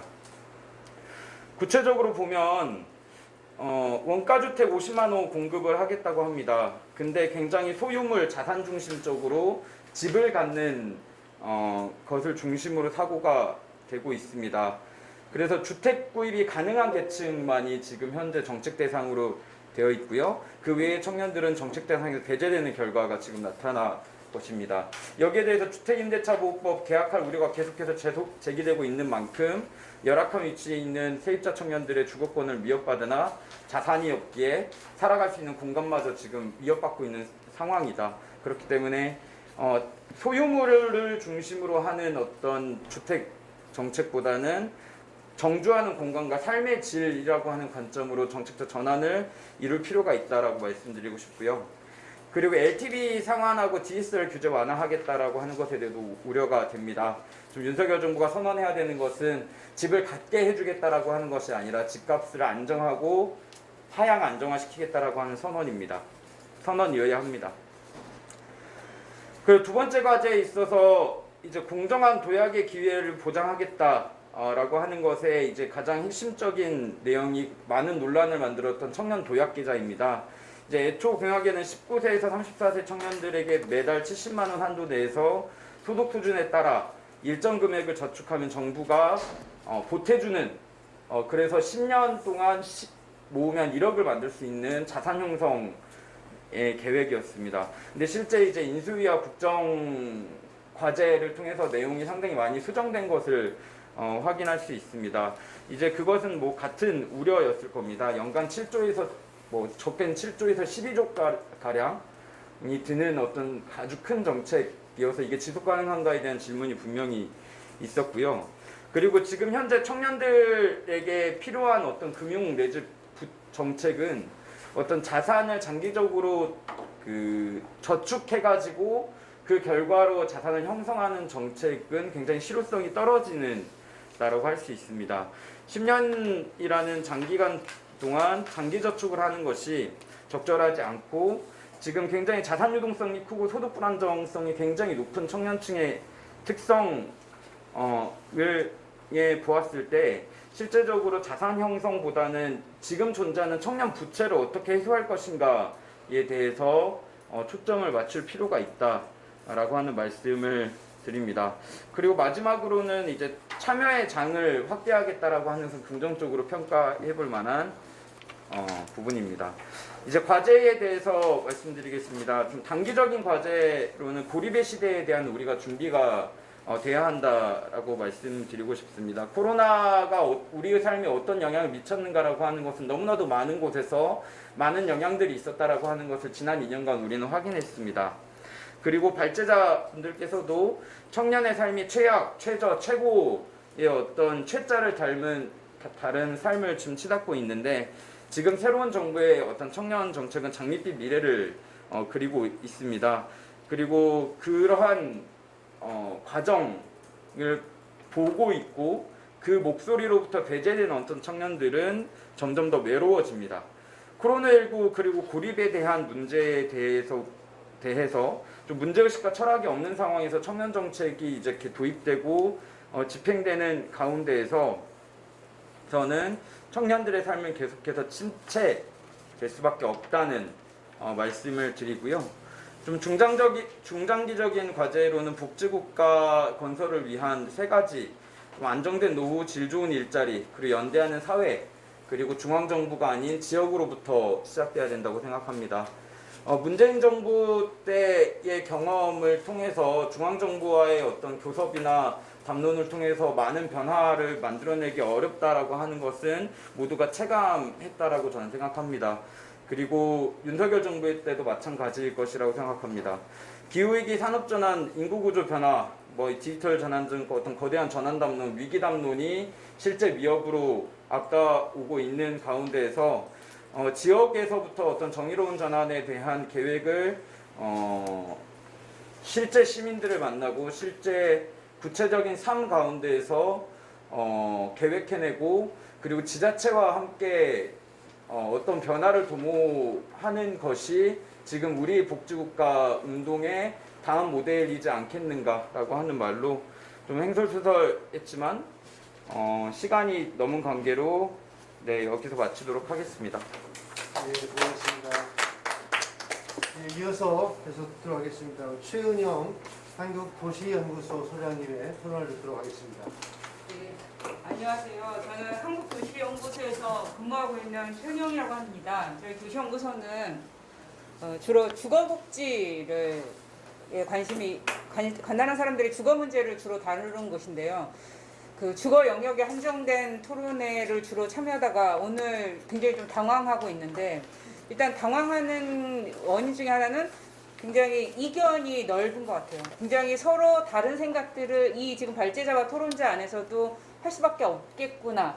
그래서 아까 연금개혁과 관련해서 시민사회 안에서의 단일한 대화 이런 것들을 만들어내는 게 무엇보다도 중요하겠다. 왜냐하면 오늘 제가 잘 아는 분야는 아니지만 이런 연금개혁과 관련해서 굉장히 좀 이견들이 저 스스로도 좀 툭 던져보면 이런 거죠.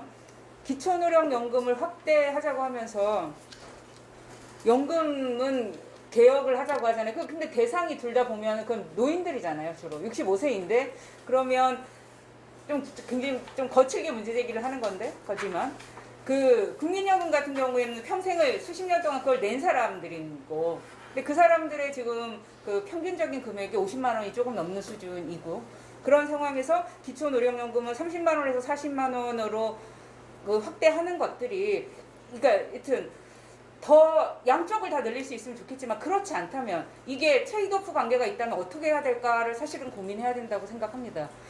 그리고 이런 것들을 계속 사실 주거 문제와 관련해서 저는 좀 그런 고민을 가졌었는데요. 아동수당, 기초노령연금 이렇게 어떤 특정 연령대에 대한 게 주어지면서 가장 중요한 집 문제가 해결이 되고 있지 않구나 라는 생각을 좀 많이 했었습니다. 그러니까 이런 현금성 복지 자원들이 많이 주어지는데 저는 특히 아동들의 주거 문제에 관심이 많습니다. 가서 보면 정말 이거는 좀 다른 차원의 문제라고 생각합니다. 아동들의 문제는 다른 연령대와는, 왜냐하면 아동은 스스로가 그 상황에 놓인 아무런 책임이 없고요. 하여튼 아동의 문제는 가장 먼저 해결해야 되는 문제고, 아동의 집 문제는 이런 건 1919년에 제정된 독일 바이마르 헌법에도 아동의 주거권 보장은 별도로 헌법에 보장되는 권리입니다. 근데 이렇게 좀 뭔가 앞뒤를 먼저 생각하고 어떤 게 우선순위다를 생각하지 않고 많은 것들이 짜여지다 보니까 집 문제가 해결이 안 돼. 의식주 문제 중에서 집 문제가 해결이 여전히 안 되고 있습니다. 공공임대주택과 주거급여라는 두 축으로 이루어지고 있는데, 주거급여는 연간 예산이 얼마인지 아십니까? 2조가 지금 간신히 넘었습니다. 그러니까 모든 연령대의 집 문제를 해결한다고 하는 주거급여가 연간 주어지는 게 2조면서 집 문제가 어떻게 해결이 되겠습니까?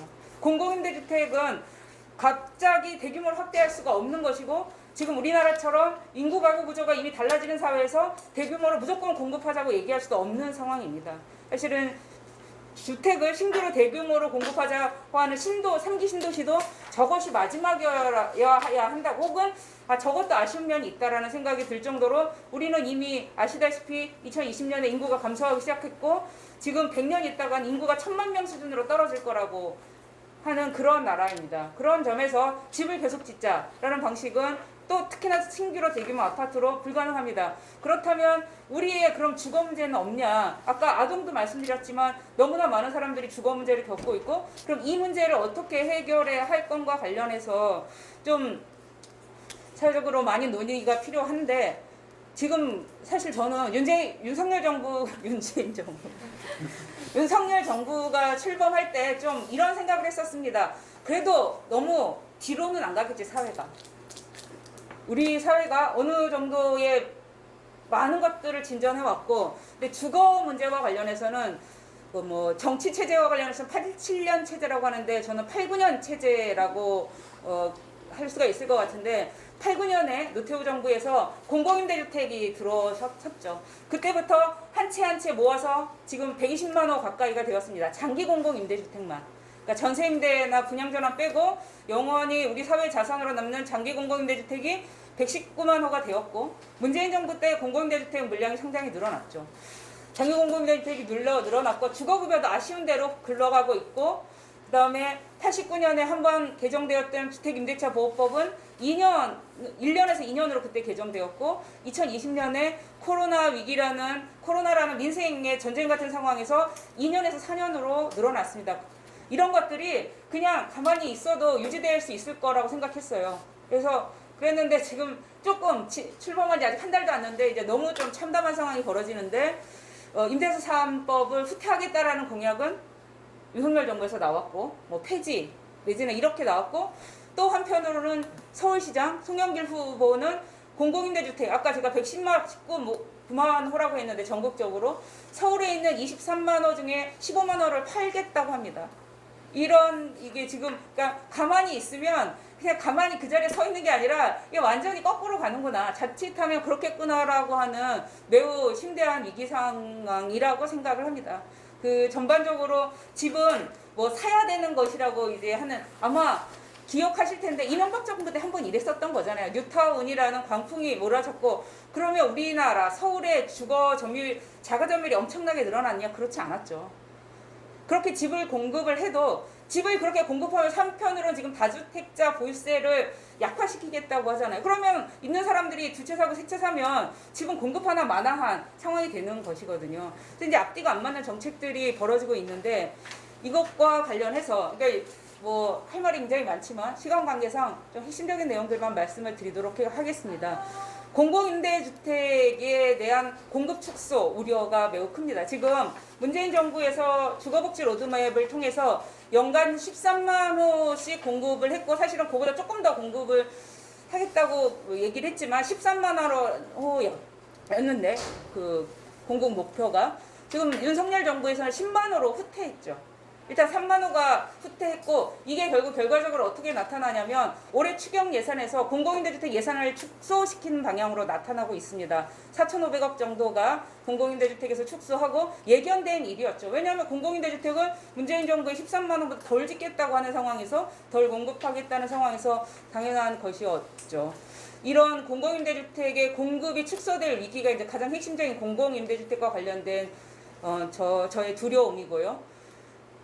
뭐 송영길 후보의 팔겠다라는 이거는 정말 상상할 수도 없는 것이었는데 이거는 저의 자다가도 벌떡 깰 그런 일이었고요. 공공임대주택과 관련해서는 그러면 공공임대주택 공급 확대와 함께 꼭 우리가 짚고 넘어가야 될 문제는 운영 관리에 대한 예산입니다. 공공임대주택이 미국이 100만 호로 우리보다 조금 적습니다. 근데 매년 연간 예산으로 들어가는 건 7조에서 8조 정도거든요. 우리는 이 예산이 거의 0에 가깝습니다. 공공임대주택을 지어놓기만 하고 그 사람들의 삶을 돌보지 않아서 아마 특히 공공임대주택을 방문하셨던 분은 제가 어떤 의미로 말씀하시는지 잘 알 것입니다.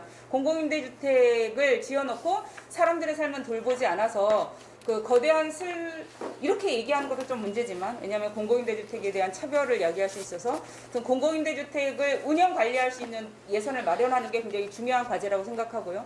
주거급여와 관련해서도 하나만 말씀을 드리면 주거급여가 지금 현재 아까 정승철 선생님도 말씀을 하셨는데 제가 가장 안타까운 지점은 제도가 이상하게 설계된 게 주거급여를 주기는 하는데 어떤 집에 사는지 안 보잖아요. 그래서 2018년에 북일고 수리원 종로구에서 7명 중에 4명의 사망자가 7명 사망자 중 4명이 주거급여 수급자였습니다. 가장 최근이 2022년 4월에 영등포 고시원에서 다시 불이 나서 2명이 사망하셨고 2분 다 수급자였습니다. 여기에 서울시장이 가고 국토부 장관 내정자가 가면 뭐합니까? 이게 제도 하나도 안 바뀌는 거죠. 왜 주거급여 수급자인데 계속 불이 나는 고시원에서 살다가 목숨을 잃을까? 이 문제. 그러니까 기본적으로 미국과 같은 나라에서도 주거급여 수급자가 사는 집은 어떤 집인지 보는 거예요. 그래야 그 돈이 제대로 쓰여질 거 아닙니다. 우리의 소중한 소중한 세금으로 만들어진 그 주거급여가 결국에는 임대인의 호주머니로 들어가는데 그 임대인은 불이 화재 위험이 큰 고시원을 운영하기도 하고 쪽방을 운영하기도 하고 이렇게 되어 있다는 거죠. 그러니까 주택 품질 규제와 주거비 지원을 연계하는 기본적인 제도 설계가 필요하다라는 점을 말씀드리고요. 그다음에 큰 기둥을 좀 말씀을 드렸고 세부적으로는 이어달리기 같습니다. 어쨌거나 윤석열 정부도 기존 대한민국 정부로서 이어달리기를 하는 것인데 박근혜 정부에서는 개별급여, 주거급여가 만들어지는 진전이 있었고 문재인 정부에서는 공공임대주택을 많이 공급했고 상대적으로 이전 정부에 비해서는 그리고 주거급여의 부양 의무자 기준을 폐지를 한 성과가 있습니다. 주거 분야에서는. 그리고 2019년에 아동 주거권 보장 등 주거 지원 강화 대책을 발표해서 제가 계속 앞에서 말씀드렸던 아동 주거권에 관한 선언은 했어요. 그렇지만 그 이유가 없는 거죠. 이유가 구체적으로 뭐 아무것도 안 한 건 아니지만 그렇다고 많은 진전이 이루어진 것은 아니기 때문에 그런 것을 이어서 윤석열 정부에서 계속하는 것이 필요하고 그리고 아까 쪽방촌의 빈곤 비즈니스 그러니까 주거급여가 26만 6천 원일 때 쪽방촌의 월세 평균이 26만 6천 원인 기가 막힌 이 현실을 바꾸기 위해서 영등포 쪽방촌에서 공공이 주도하는 개발이 처음으로 발표됐고요. 2020년 1월 20일 날. 그리고 거기는 어떻게 가고 있는데 지금 동자동에서는 개발 계획만 발표하고 구역 지정이 안 되고 이런 상태거든요. 그래서 좀 이전 정부에서 발을 띄워놓고 아직 많이 나가지 못한 정책들을 잘 계승해서 주거복지를 후퇴시키지 않도록 우리가 한 발 한 발 나가도 시원치 않을 판에 지금 이 거꾸로 돌아가는 걸 걱정하고 있는 이 판이 좀 아쉽긴 한데요. 그렇지 않기를 바라면서 긴 토론을 마치도록 하겠습니다. 경청해 주셔서 감사합니다. 예, 감사합니다. 이제 마지막으로 이왕구 한국일보 노선의원님께서 토론해 주시겠습니다. 한국일보에 왔습니다. 이라는 것을 담당하고 있는데요. 뭐 저는 사실 오건 박사님께서 처음에 발제해서 많이 크게 세밀하게 요약을 해주셨는데 그런 건 아니고 이번 어떤 윤석열 정부 복지 개혁 방향 정책 방향 이게 어떤 방향인가 그걸 어떻게 보고 봐야 될지 한번 나름대로 정리해봤습니다. 이미 사실 이 복지 정책가 돼가지고 여러 토론회들이 진행되고 있고 연금만 따로 하기도 하고 활발하게 논의가 되고 있는데 거기서 많이 겹치는 부분도 있을 것 같긴 한데 나름대로 특히 이제 인수위에서 아마 이 비전이라고 할까 보여준 게 3가지 정도 아마 그때 안철수 위원장이었죠 했는데 그거 위주로 좀 정리를 해봤습니다. 아마 중간에 겹치는 앞에 말씀하신 분하고 겹쳐지는 부분도 있을 텐데 뭐 하고 그다음에 언론에 뭘 해야 될지 어떤 상황인지 국제가 돼가지고 아까 임 대표님 말씀하셨는데 그것도 잠깐 덮어주도록 하겠습니다. 어쨌든 뭐 총평을 하자면 사실 문재인 정부가 그나마 뭐 보편적 복지나 아니면은 포용적 복지 이래가지고 중산층 포괄하는 복지를 한다고 했었고 또 이제 공공성도 강화한 사회서비스의 공공성 강화할지 이런 비전을 내세웠었는데 로드맵만 살짝 만들어 놓고선 퇴장이 되는 바람에 굉장히 아쉬운데 사실 그럼 윤석열 정부는 어떻게 될 것이냐 아까 오 박사님 말씀하셨지만은 한국형 복지 얘기한 박근혜 정부보다도 더 비전이 없는 사실 지난번 대선 토론이 말하자면 복지도 없었고 노동도 없었고 그냥 사실 네거티브 토론이었다고 말하는 건데 그 연장선상에서 나온 것 같습니다. 기본적인 아주 보수적인 정부의 전형적인 여러 가지 상태를 보여주고 있는데 뭐 총평을 해보자면 당연히 구조조정 연구를 해가지고 복지를 축소할 거고 그리고 지금까지 좀 방향과 다르게 경로를 이탈할까 회귀할까 다시 선별복지를 전환할 거다. 당연히 우려되는 부분이고요. 필요한 국내에 더 두텁게 지원하겠습니다. 아주 구체적으로 얘기를 했더라고요. 부분이 알 수 있는 것 같고 공공적인 책임성이 약화될 거고 그런 이 말 쓰기 싫지만 어떤 신자유적인 방식으로 회귀할 가능성이 높고 재원 조달 방법을 당연히 얘기를 안 했기 때문에 여러 가지 기술적으로 행정 관료적으로 여러 가지 이 방식을 취할 거라고 저는 예상이 됩니다. 문턱 당연히 높일 거고 그런 예상이 되고요. 첫 번째 얘기한 게 한국사 복지 축소랑 취약계층 중심으로 3천억을 두텁게 지원하겠다 했고 그 중에 제대로 말하자면 생활보장제도 얘기 정도 했는데 글쎄 우리나라 현금부터 복지가 너무 가시성이 크기 때문에 많이 도입이 됐죠. 선심성이라는 말을 쓰기 싫지만 어쨌든 많이 도입이 됐는데 사실 이걸 어떤 걸 얘기하는지 모르겠어요. 기초연금을 안 하는 건지 아동수당 얘기한 건지 양육수당 얘기한 건지 등등을 얘기한 건지 아니면 지자체들에서 하고 있는 수당을 얘기하는 건지 하여튼 정리를 하겠다 그러는데 불필요하거나 중복되는 부분 정리할 필요가 있지만 그러면 대안으로 그럼 현금성 복지 대안으로 뭘 제시할 것인가 뭐 현물 서비스랄지 서비스랄지 서비스랄지 이런 걸 얘기해야 되는데 거기에 대한 구체적인 게 아직 안 드러난 것 같아요. 전혀 대안 제시하지 않고 있는 게 너무 아쉽고 뭐 향후 아마 제시를 하겠지만 그렇게 기대는 별로 안 되고 있어요. 뭐 예를 들면서 또 부모급여도 얘기했지만 이게 100만 원 해가지고 아주 선거에 두드러지긴 했는데 그 사실상 어떤 사회적 위험을 대비하는 건지 이게 현금성 복지 축소한다 그러면서 이게 과연 필요한 건지 약간 앞뒤가 안 맞는 저출산 대책 같기도 하고 이런 걸 내놓기도 하고 등등 그런 약간 논리적인 정확성이 없는 부분이 굉장히 드러난 것 같습니다. 두 번째, 사회서비스 선정에 맞도록 보도하겠다. 사회서비스는 뭐 아주 강조되는 부분이죠. 문재인 정부도 신경을 썼고 그 다음에 뭐 이 부분 아마 그 안상훈 대표도 그렇고 안상훈 지금 수석이죠. 그렇고 많이 강조를 하는 부분인데 어떻게 보면은 정말 그 역진적이라 그럴까? 굉장히 그 문재인 정부는 그래도 사회서비스도 한다 그러고 물론 처음에 공단이었지만 그다음에 법도 제정하고 등등 하려고 했는데 당시에 굉장히 지금 여당이 국민이 반대를 많이 했죠. 여러 가지로 법 제정하는데도 어렵게 했고 축소를 시켰고 사실상 뭐 이런 식으로 했는데 사회 서비스를 통해 가지고 민간 협업을 활성화하겠다 하는데 이게 사실 무슨 말인지 잘 모르겠더라고요. 사회 서비스는 하고 민간 서비스 기관은 경쟁적인 관계인데 어떻게 보면 현장에서 그런 일이 굉장히 발생했는데 이걸 어떻게 하겠다는 건지 사실 지금 있는 거를 없애지는 않겠지만 그냥 민간 위주로 가겠다 뭐 이런 것 같아요.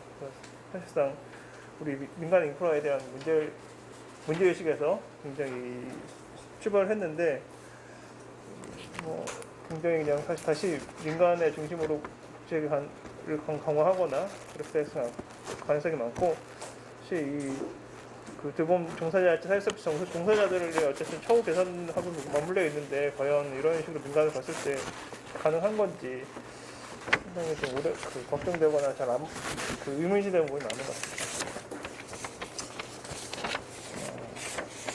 아마 공공 서비스는 굉장히 그냥 정말 굉장히 약화되고 그런 부분 되게 아쉬운 것 같아요. 특히 그런 것 같고 지속 가능한 복지 전환 하여튼 연금 얘기인데 사실 다른 부분에서는 굉장히 소극적인 정책인데 특수지역 연금까지 포함한 개혁을 하겠다. 뭐 기초연금까지 빼놓고 굉장히 뭐 어떻게 보면 대담하고 담대한 방향을 제시한 것 같아요. 근데 제 생각에는 사실 기초연금 하나 논의하는 것만 해도 굉장히 힘들고 국민연금은 당연히 말할 것도 없고 특수지역연금은 특히 더 이 이상 당사자들이 많은데 그것까지 다 한다는 거는 진짜 할 수 있으면 좋겠지만 진짜 할 수 있을 사실상 할 수 있는 건지 굉장히 좀 의문심이 들어요. 지금까지 문재인 정부에서 실패하는 사례가 있기 때문에 굉장히 비관적으로 보거든요. 그래서 사실상 기초연금하고 국민연금 정도만 논의를 해도 굉장히 큰 진전이라고 보고 특수지역 연금에 대해서는 많이들 얘기하셨고 뭐 후보 지난 선거 때도 저도 그렇고 여러분이 얘기했지만 어쨌든 약간 논의의 물꼬 정도만 터주는 것만 해도 근데 뭐 이 세 가지를 다 통합해서 한다는 건 사실상 5년 전반에 선거도 있고 중간에 있는데 굉장히 좀 어렵다고 보고요. 두 가지에 집중해가지고 아마 우리 복지 시민 노동계에서도 하는 게 좋지 않을까 그런 생각이 듭니다. 그리고 중요한 거는 이게 참 연금이라는 게 어렵기 때문에 국민들 이해도 어렵고 물론 당사자이긴 하지만 사실상 팩트도 굉장히 많이 왜곡되고 뭐 여러분 요즘 많이 이제 나오긴 하는데 그냥 이 연금 우리에게 어떤 식으로 작용을 할 것인가에 대해서 그런 사실관계를 잘 모르는 경우가 많은 것 같아요. 정보 주는 게 그거를 굉장히 그런 부분을 좀 정보를 많이 유통시키고 그러한 부분에 굉장히 중요한 것 같아요.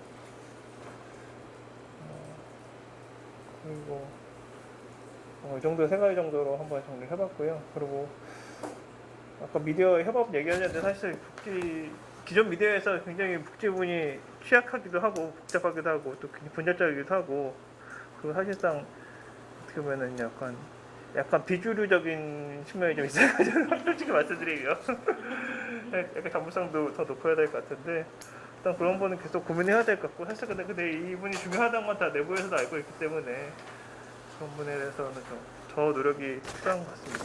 현실이 그렇다는 말씀을 조금 드리고 싶고요.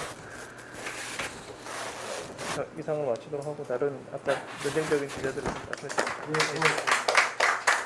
자, 그러면 우리가 지정 토론으로 다섯 분의 말씀드렸는데 종합 토론을 할 텐데 종합 토론 하기 전에 잠깐 우리 오건호 그 정책위원장님하고 이명복 대표님이 발제해 주셨으니까 토론자분들의 말씀을 들은 뭐 간략한 코멘트를 좀 한 2, 3분씩 좀 시간을 먼저 드리고요. 그리고 나서 또 전체적으로 토론자분들이 저희가 이제 그 유튜브를 좀 중계하고 있기 때문에 프로의 사람이 계시지 않습니다. 그래서 토론자 중심으로 의견들을 서로 상호 교환하고 제안하는 형식으로 진행을 하도록 하겠습니다. 먼저 오건호 정책위원장님 먼저 좀 말씀하실 게 있으시면 말씀해 주시기 바랍니다. 예, 토론자분들 말씀 잘 들었습니다. 뭐 말씀 중에 다양한 토론 논점들이 존재하는데요.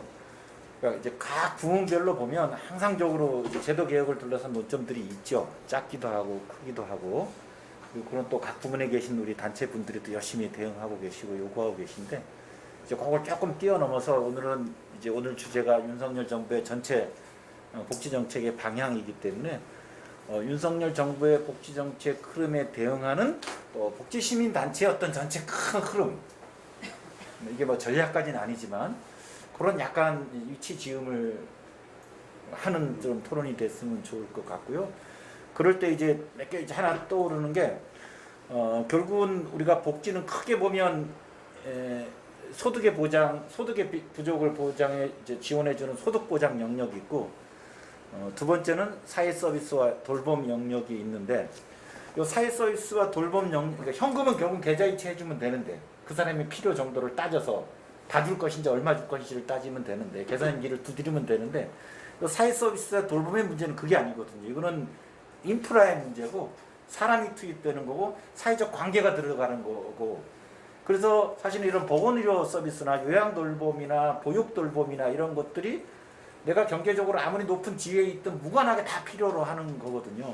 저는 그런 면에서 이제 지난 한 10여 년 정도는 소득보장 중심으로 제도가 발전해 왔는데 앞으로 이제 예를 들면 뭐 2010년을 원점으로 따지면 기존에 뭐 복지국가 발전의 한 2기라고 지금부터 치면 결국은 이 사회 서비스 돌봄 체제의 보편화를 구축하는 것을 핵심적인 우리 사회의 과제를 한번 설정해 보는 거고 그거는 당연히 모든 시민들이 그 돌봄과 서비스의 주체이다 보니까 보편주의적 방식으로 접근하는 것이고 핵심은 인프라, 공공인프라 확충이다. 뭐 이런 큰 기조 하에서 돌봄이든 요양이든 보건이든 몇 개 좀 주요한 논점들의 의제를 잡았으면 좋겠고요. 소득 보장이 저는 좀 뜨거운 논점인 것 같아요. 왜냐하면 소득 보장도 이 보편주의적 입장에서는 결국은 그 제도가 주어주는 급여값을 다 이제 준다는 건데 그래서 근데 실제로 소득 보장은 모두 다 공적 영역에서 소득을 충당하는 게 아니거든요. 대부분의 시장에서의 자기 소득의 지분을 가지고 있기 때문에 그게 경활 인구든 은퇴 인구든 그런 면에서 국가를 통한 소득 보장이 모두에게 보편적인 기본 생활을 보장해주는 수준이면 좋겠지만 사실은 그게 가장 단순하고 상징적인 제도가 기본소득인데 기본소득으로는 지금 수준에서는 일정 적정 급여를 확보해 줄 수는 없잖아요. 그래서 저는 여기서 우리 복지시민사회단체에 약간 전략적인 논쟁이 필요하다고 봐요. 저는 개인적으로 아까 이 보편주의의 재인식이라는 게 국가를 통해 국가가 모두의 다 하나의 제도로 모두의 다가 아니고 가지고 있는 다양한 사회적 자원들을 조합해서 결과적으로 적정한 삶을 보장해 주는 건데 특히 이 소득은 사람마다 계층마다 다 다르기 때문에 계층이 갖고 있는 다양한 사적 자본들과 공적 지원책을 조합해서 소득 보장의 평편화를 이루는 게 핵심인 것이고 저는 그럴 경우에 지금 같은 소득의 양극화가 심화된 시점에서 오히려 현 시점에서의 복지국가 운동 전략의 소득 보장의 전략적 타겟은 결국은 저소득층, 어려운 빈곤층이 있지 않을까. 근데 과연 이거를 선별주의 복지국가의 헬기로 혹시 또 우리가 논란이 안에서도 될 수도 있거든요. 저는 그래서 아직 잘 모르겠어요. 하지만 좀 이 토론을 좀 해보고 싶고요. 그럴 때 소득보장의 핵심 의제로 우리가 생계급여에 집중할 수 있고요. 딱 올리는 거죠. 저는 뭐 시민최저소득을 올리는 거고, 공적연금 개혁도 아까 김서울 의원께서 우리 청년유니언의 김서울 의원께서 말씀해 주셨는데, 시민사회운동 내에서 여러 합의를 이뤘으면 좋겠다고 말씀하셨고, 쉽진 않겠다고 했는데, 아마 쉽지 않은 건 국민연금을 둘러싼 의견 조율이 쉽지 않겠다는 의미라고 저도 이해했고요. 하지만 가능성도 있다고 얘기했던 게 아까 최저소득 같은 걸 얘기했거든요. 그러니까 우리가 노인 빈곤이 심각한 상황에서 최소한 일정 수준 이상의 노인들에게는 공적 소득 보장을 보장해주는 어떤 합의죠. 저는 이거는 국민연금의 뭐 미래 재정 진단하고는 좀 별개의 것이거든요. 현재 노인의 소득 보장이기 때문에 뭐 이런 것들은 우리가 좀 하나의 합의점을 만들어서 힘을 모을 수 있지 않을까 이렇게 생각이 듭니다. 그래서 크게 보면 이런 사회 서비스와 돌봄 같은 사회적 인프라와 사회적 관계가 필요한 영역에서의 보편주의적 의제 기획, 그리고 소득 보장에서는 지금 이 시점에서의 좀 더 집단을 특화시킨 소득 보장의 계층별 평탄화를 이룰 수 있는 기존의 소득 보장 제도나 혹은 노후 소득 보장 제도에서의 새로운 재구성이 필요할 거라고 보고요. 마지막 세 번째 논점은 세금입니다. 세금인데 이제 저희 단체는 상대적으로 증세를 강조하는데, 지난 10여 년 정도의 경험을 보면 복지시민사회 단체들도 증세에 대해서는 상당 부분 적극적이지 않고, 그 이유가 약간의 단계론적이죠. 선복지체험 후 증세. 그래서 아직은 국가에 대한 신뢰도 약하고 또 중간계층도 이제 민생이 어렵다 보니까 세금 이야기를 얘기하면 오히려 복지에 대한 열정에 찬물을 끼얹는 격이 된다라고 해서 약간 2단계적 접근을 취했는데, 결과적으로 보면 증세는 뭐 2단계가 아니고 거의 10종 내고 지금 뭐 거의 뭐 국회로 충당하는 이런 확장 재정론이 자리를 잡아버렸기 때문에. 근데 제가 발제를 말씀하신 것처럼 아까 소득보장이든 사회서비스 돌봄이든 그 망을 갖기 위해서는 막대한 재정이 필요하거든요. 연 200조 이상의 재정이 필요한 거고, 저는 세금에 대해서 좀 복지를 맛보고 나서 할게. 저는 이거 약간 뭐랄까 너무 소극적인 태도 같아요. 오히려 복지가 권리라면 이 권리를 구현하기 위해서 다수가 우리가 책임을 스스로한테 부여하고, 또 세금이라는 결국은 버는 만큼 내는 거기 때문에 누진 구조를 가질 수밖에 없거든요. 그래서 저는 증세에 대해서도 좀 기존의 부와에서는 중간계층을 포함시키면서 적극적으로 확장해 나가는 그런 어떤 세금 정치의 새로운 또 모색이 필요하다고 생각합니다. 예, 좋습니다. 그 이명복 세발사 대표님께서도 간략하게 토론에 관련된 코멘트를 해주시겠습니다. 네, 두 사람의 발제에 대해서 5분의 토론이 있었는데, 짧은 시간에 또 이렇게 토론에 참여해 주시면서 그 어려움을 겪은 거에 대해서 미안하게 생각하고 또 고맙기도 합니다.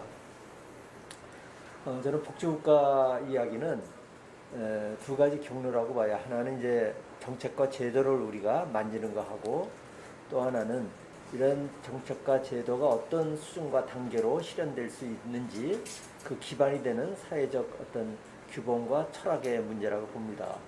그래서 오늘 토론하신 분들은 각 분야의 이제 전문 그런 이제 단체들이신데, 그런 이제 주제별 제도 정책에서는 사실은 이제 우리 시민운동은 팩트 체크 해주는 것이 가장 또 필요하지 않나 싶어요.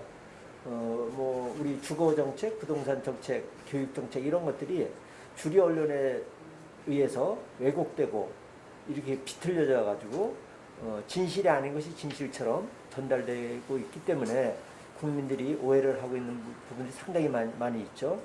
팩트 체크를 하는 것이 참 중요하다. 그리고 그것이 이제 사회에서 어떻게 이제 공감대를 넓혀 나갈 것이냐, 이런 이제 숙제가 있다라고 봅니다.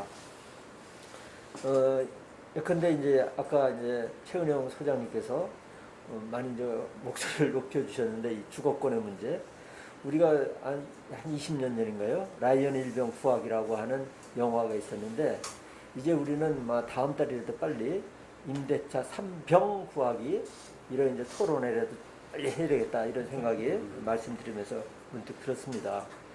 그리고 증세 얘기가 이제 앞에 오 위원장님이 마지막에 말씀하셨는데 뭘 체험하고 나서 증세를 한다 얘기했는데 그거는 이제 최근의 분위기를 보면은 이미 코로나로 인해서 국민들이 일정 정도 체험을 했다고 봐요. 그렇기 때문에 또 시대 상황은 좀 달라지지 않았을까 이런 생각이 들고요. 우리가 복지국가를 얘기할 때는 이 복지라고 하는 것을 국가가 상당 부분 책임지는 것을 우리가 복지국가라고 하죠.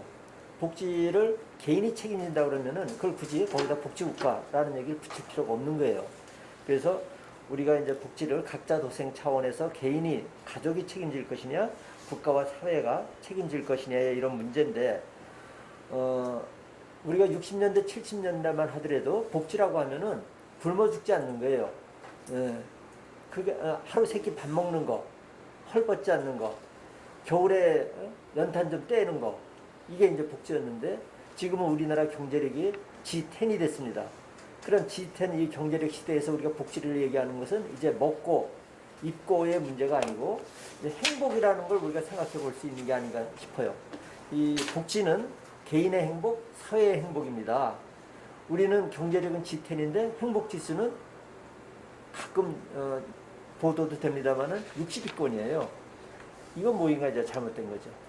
그럼 G10의 그런 경제력을 국민의 이 행복 증진에 쓰질 않았던 얘기인 거죠.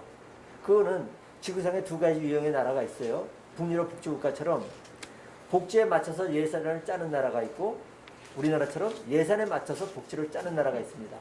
근데 우리나라는 복지 현장에 있는 사람들이나 일반 국민들도 수십 년 동안 예산에 맞춰서 복지를 짜는 거에 이제 인이백인 거예요. 그러니까 장애인 복지는 얼마, 노인 복지는 얼마, 또 주거급여는 2조, 청년들에는 얼마, 돈을 정해놓고 거기다가 이제 복지와 인권을 끼워 맞추다 보니까 항상 이제 옹색할 수밖에 없는 거죠. 돈이 없어서 뭘 못하냐는 얘기는 이제 시대가 지나갔다는 얘기예요. G10이기 때문에. 그럼 G10이면은 G10에 맞는 복지를 해라. 근데 지금에 말하는 복지는 하나의 사회권이기 때문에 인권 보장 차원에서 해야 된다는 얘기인 거죠.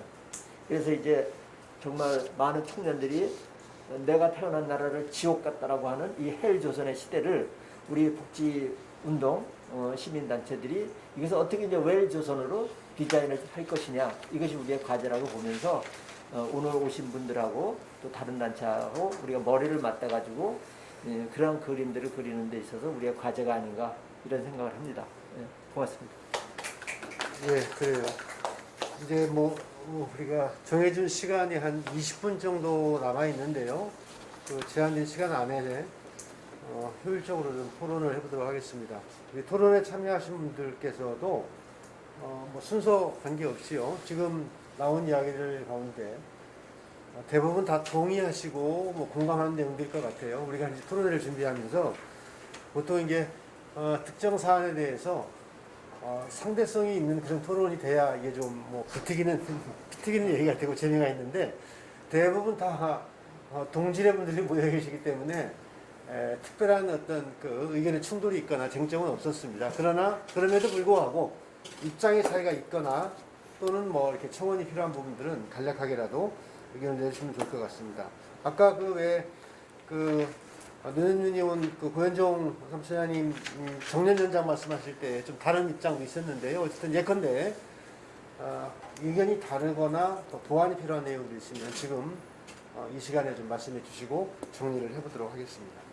순서 없이 말씀하겠습니다. 혹시 하신 말씀 있으시면 먼저 자유롭게 말씀하시면 됩니다. 네, 저희가 이제 노년 단체이지만 그 세대 간의 협력 이런 문제 때문에 관심을 갖고 있는데 그래서 저는 청년들과 관련해서 하나 정책을 한번 의견을 구하고 싶은데 저는 이제 제 아이들이 20대 이제 대학 졸업반 이제 졸업 이렇게 되니까 근데 이 아이들이 사실은 청년 주거 문제도 있는데 제가 임대 아파트 살거든요. 임대 아파트 사는데 일단 임대 아파트만 살아도 애들이 주거는 너무 이제 먼 미래예요. 돈을 많이 모아야 되니까. 근데 제일 걱정하는 게 취업이거든요. 취업.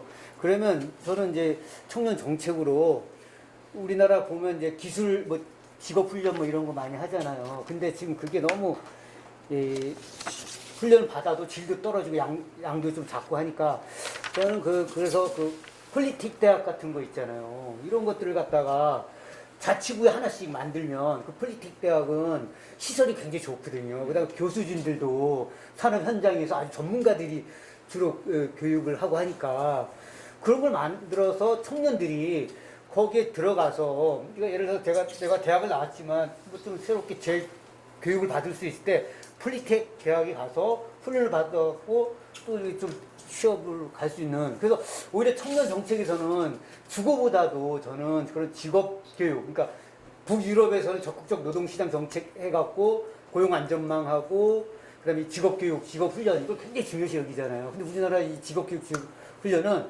그러니까 사설 뭐 단기 뭐 훈련 뭐 이런 거는 너무 질도 떨어지고 시설도 안 돼 있고 대학 전문 대학도 보면 시설이 너무 열악하고 그래서 저는 그런 걸 먼저 주장해야 되지 않을까 청년들이 주거의 문제도 있지만 예, 이런 직업 교육 훈련 어떻게 생각하세요? 네, 알겠습니다. 답변을 해야 네, 될. 답변해. 그런 생각이 듭니다. 네. 의견 말씀하시죠. 네네. 너무 중요한 말씀 해주셨고요. 저희 청년유니온에서 핵심적으로 다루고자 하는 부분을 잘 말씀해 주신 것 같아요. 예를 들면 지금까지 소위 청년 일자리 정책이라고 하는 것이 예를 들면 단기 뭐 4개월에서 길게 뭐 23개월 정도로 예를 들면 실업률 내지 고용률 지표를 순간적으로 개선하기 위한 단기 일자리로 계속 유지되어 왔고 소위 직업 훈련 내지 직업 교육이라고 하는 것이 교육이 굉장히 질이 낮고 그리고 교육도 교육인데 교육의 다음이 없는 거예요. 교육의 다음으로 연계할 수 있는 것이 굉장히 열악한 상황이어서 예를 들면 이 요구가 굉장히 높고 그리고 필요한 방향을 제가 뭐 더 보탤 말 없이 잘 말씀해 주신 것 같습니다. 예. 네, 말씀하시죠. 네. 저는 좀 요즘에 새로운 걸 신설하는 거에 대한 살짝 뭔가 반감이 있어요.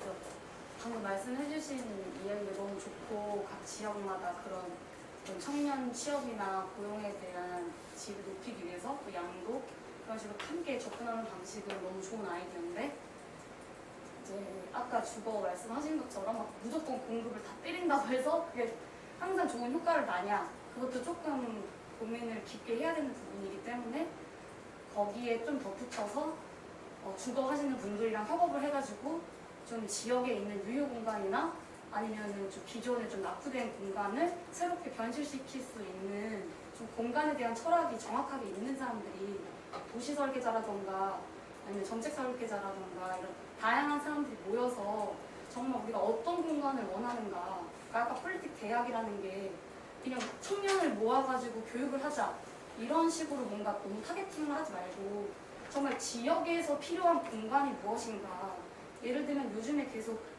뭐 공원을 좀 많이 만들자 좀 정말 또 베란다에 대한 어떤 제도를 다시 좀 바꾸자 막 이런 식으로 시민과 함께하는 지역 좀 너무 고용보다는 살짝 여가라던가 이런 쪽으로 문화라던가 그게 딱 다시 또 미디어나 또 청년들의 크리에이터나 이런 식으로 쭉 연결되는 어떤 선순환의 방식으로 공간을 설계해야 되는데 아까 계속 우리 정책 말씀하시는 분들도 각자 자기 영역에서의 필요만 얘기하는 게 저는 굉장히 큰 문제라고 생각하고 지금 이렇게 모인 것도 너무 좋지만 여기서 우리가 항상 자기 얘기만 하는 것보다는 아까 방금 말씀해주신 아이디어를 어떻게 하면 조금 더 디벨롭 시킬까 그런 방식으로 또 토론을 더 많이 열어주셨으면 이렇게 내가 만드는 복지국가 뭐 서울복지 시민연대 세상을 바꾸는 사회복지사 모두 다 좋은 분들 있고 각자 어떤 같은 철학과 같은 비전을 갖고 있는 걸 우리가 모두 아는데 계속 문제 해결 방식이 아까 청년 유니온 선생님 말씀하신 것처럼 몇십 년 동안 계속 똑같은 방식으로만 아까 또 영문 선생님께서 말씀하신 것처럼 계속 당사자 정치 이게 다시 또 그 집합적인 문제로 다시 어떻게 도출되는가 그거는 또 어떤 공간으로 풀어낼 것인가 뭔가 이런 식으로 좀 딥하게 토론이 됐으면 좋을 것 같다고 네, 방금 그 보여준 선생님께서 말씀하신 게 너무 좋은 아이디어여서 그걸 살짝 더 지역 공간에 대한 어떤 핵심적인 철학 이걸 조금 더 깊게 고민하자 좀 이번에 좀 좋은 기회니까 여기서 조금 더 디벨롭될 수 있는 다음 단계의 토론을 제공해 주셨으면 좋겠다고 한번 말씀을 드리고 싶었습니다. 네. 그 폴리텍에 하나 좀 보태면은 폴리텍이 많았으면 좋겠다 그러는데 폴리텍을 들여다보면은 커리큘럼이 대부분 뒤에 택이 붙어서 그런지 다 기술계열이야. 맞아요. 너무 근데 타겟팅이 청년들의 DNA가 다 기술 계열이 아니걸요? 맞아요. 그러니까 폴리텍의 그 커리큘럼을 좀 이렇게 다양화시킬 맞아요. 필요가 있겠다. 네. 그런 생각 한번. 저도 그 각 대학교의 일자리 센터가 굉장히 있습니다. 근데 그곳 통해서 상담을 많이 실제 하고 있고요. 근데 실제 그 상담의 질이라고 하는 것이 굉장히 낮은 것도 굉장히 문제이고, 예를 들면 그 상담을 통해서 실제 일자리하고 매칭이 됐을 때 미스매칭이 발생하는 것이 지역의 이제 문제라고 생각이 들고요. 그리고 특히 이제 문재인 정부 때 지역 상생형 일자리라고 해서 제조업 중심으로 새롭게 일자리를 만드는 사업이 정말 천문학적인 어떤 규모의 사업이 지금 전국적으로 9곳에서 지금 진행되고 있고, 가장 대표적인 게 광주형 일자리입니다. 이제 광주형 일자리에서 지금 직접 일자리로 1000개를 만들겠다라고 해서 직접 고용을 지금 하고 있는 상황인데, 그 1000개의 일자리에 들어갈 수 있는 사람이 누구냐, 예를 들면 소위 그 청년 일자리라고 하는 것으로 호명하는 것에서 호명되는 이들이 누구냐라고 했을 때, 예를 들어 앞서 말씀해 주신 점점 더 다양해지는 사회 가운데에서 그 욕구들을 그 일자리라고 하는 것으로 다 수렴시킬 수는 굉장히 한계가 명백하다. 그래서 시작은 굉장히 유의미하고 했지만 그 다음에 실제 아까 정말 공감됐던 게 내가 살아가고 있는 이 도시를 어떻게 구성하고 싶은지에 대한 그 주체들의 욕구가 반영될 수 있는 정책 모델이 일자리 모델에 있어서도 굉장히 필요하다. 그래서 예를 들면 참여소득이라든지 일자리 보장제와 관련된 논의가 좀 많이 더 적극적으로 됐으면 좋겠다. 이제 그 정도. 논의가 이제 저희가 제한 없이 논의를 하다 보니까 여러 가지 얘기가 좀 나왔는데요. 이제는 정리를 좀 해야 될 상황이 돼서 지금부터는 이 의견을 말씀하실 때 우리 우건호 박사님 또 이명국 대표님께서 제안하신 우리 복지국가 운동단체들의 의제 기획 또 전략적 방향 이런 것 중심으로 일단 말씀해 주시면 좋겠고요. 윤석열 정부의 복지정책에 관한 평가까지는 아니고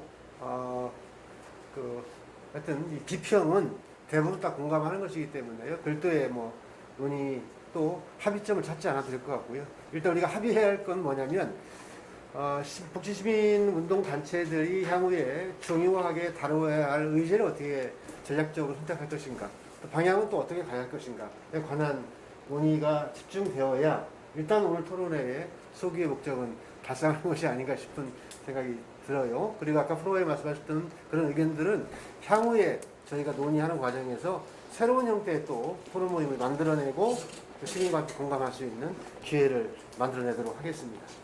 네, 저도 좀 한 말씀 드리면 네. 사실은 권리와 권리가 충돌하는 문제이기 때문에 해결이 어려운 거라고 생각합니다. 아까 노년위원과 청년위원이 각각은 말씀하실 수 있지만 사실 충돌하는 거거든요.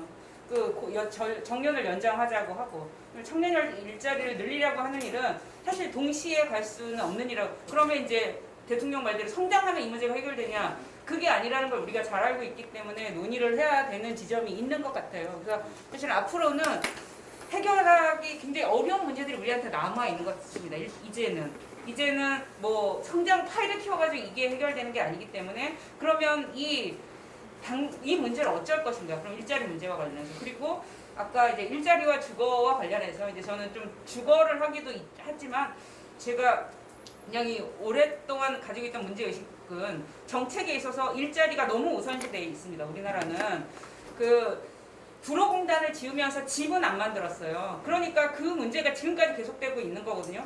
서울의 대학을 마구 지으면서도 기숙사를 안 만들어서 대학생들의 주거 문제가 지금 있고, 서울의 주거 문제의 근원을 까보면 거기에요. 그러니까 일자리와 주거는 동등할 정도로 취급되어야 되는 거지. 그래서 지금 요새 청년 정책 쪽에서는 일자리와 주거와 기타 다른 많은 문제들을 같이 가고 있는 거여서 좀 그렇게 같은 자리들을 놓고 봐야 될 것 같고요.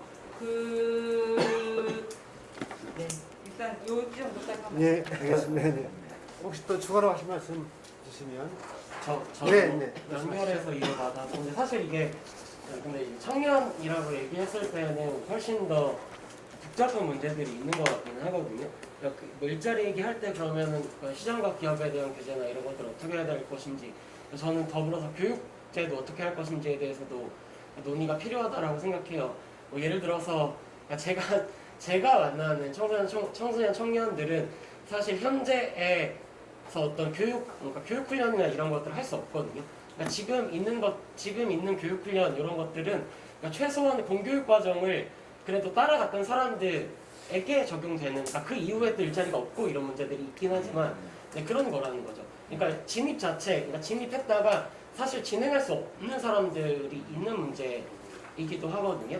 그러니까 그리고 또 연결해서 말씀해 주셨을 때 그러니까 일자리 정책 굉장히 뭐 그렇게 그러니까 그 질적 문제와 함께 그러니까 주거 문제 같이 되어야 한다는 부분은 그러니까 뭐 자활 사업이라든지 빈곤층 일자리 사업을 봤을 때도 그러니까 굉장히 연결되는 지점인 것 같습니다. 청년이라고 얘기했을 때 그러니까 사실 모두가 동일하지는 않기 때문에 좀 큰 범위에서 논의를 해야 되는 것 같아요. 그런데 사실 한국에서의 청년 정책이라고 했을 때는 그러니까 제가 봤을 때는 네 어쨌든 그러니까 최소한 그러니까 4년제 대학은 아니더라도 최소한 그러니까 고등학교까지의 공교육을 따라갈 수 있었던 사람들에 대한 정책으로밖에 보이지 않거든요. 그런데 그렇지 않은 사람들이 굉장히 많다라는 거고 그러니까 그런 것들을 같이 어떻게 얘기할 수 있는지는 네 저도 좀 다양한 자리에서 만들어졌으면 좋겠습니다. 예, 또 혹시 추가로 하실 말씀이 없으시면 한번 정리를 이제 해볼까요? 사실은 토론하신 분들이 다 공감했던 또 우리 발제하시는 내용을 같이 공감했던 내용들은 이 윤석열 정부의 복지 정책이 우리가 기대했던 원래 기대도 솔직히 안 했습니다만 기대치에 많이 못 미치고 있다라고 하는 것은 공감하는 것 같고요. 이제 굳이 표현하자면 복지 시민운동 단체들이 이제야말로 제 역할을 해야 하는 또 할 수 있는 소위 기지개를 이제 펴야 할 때가 됐다.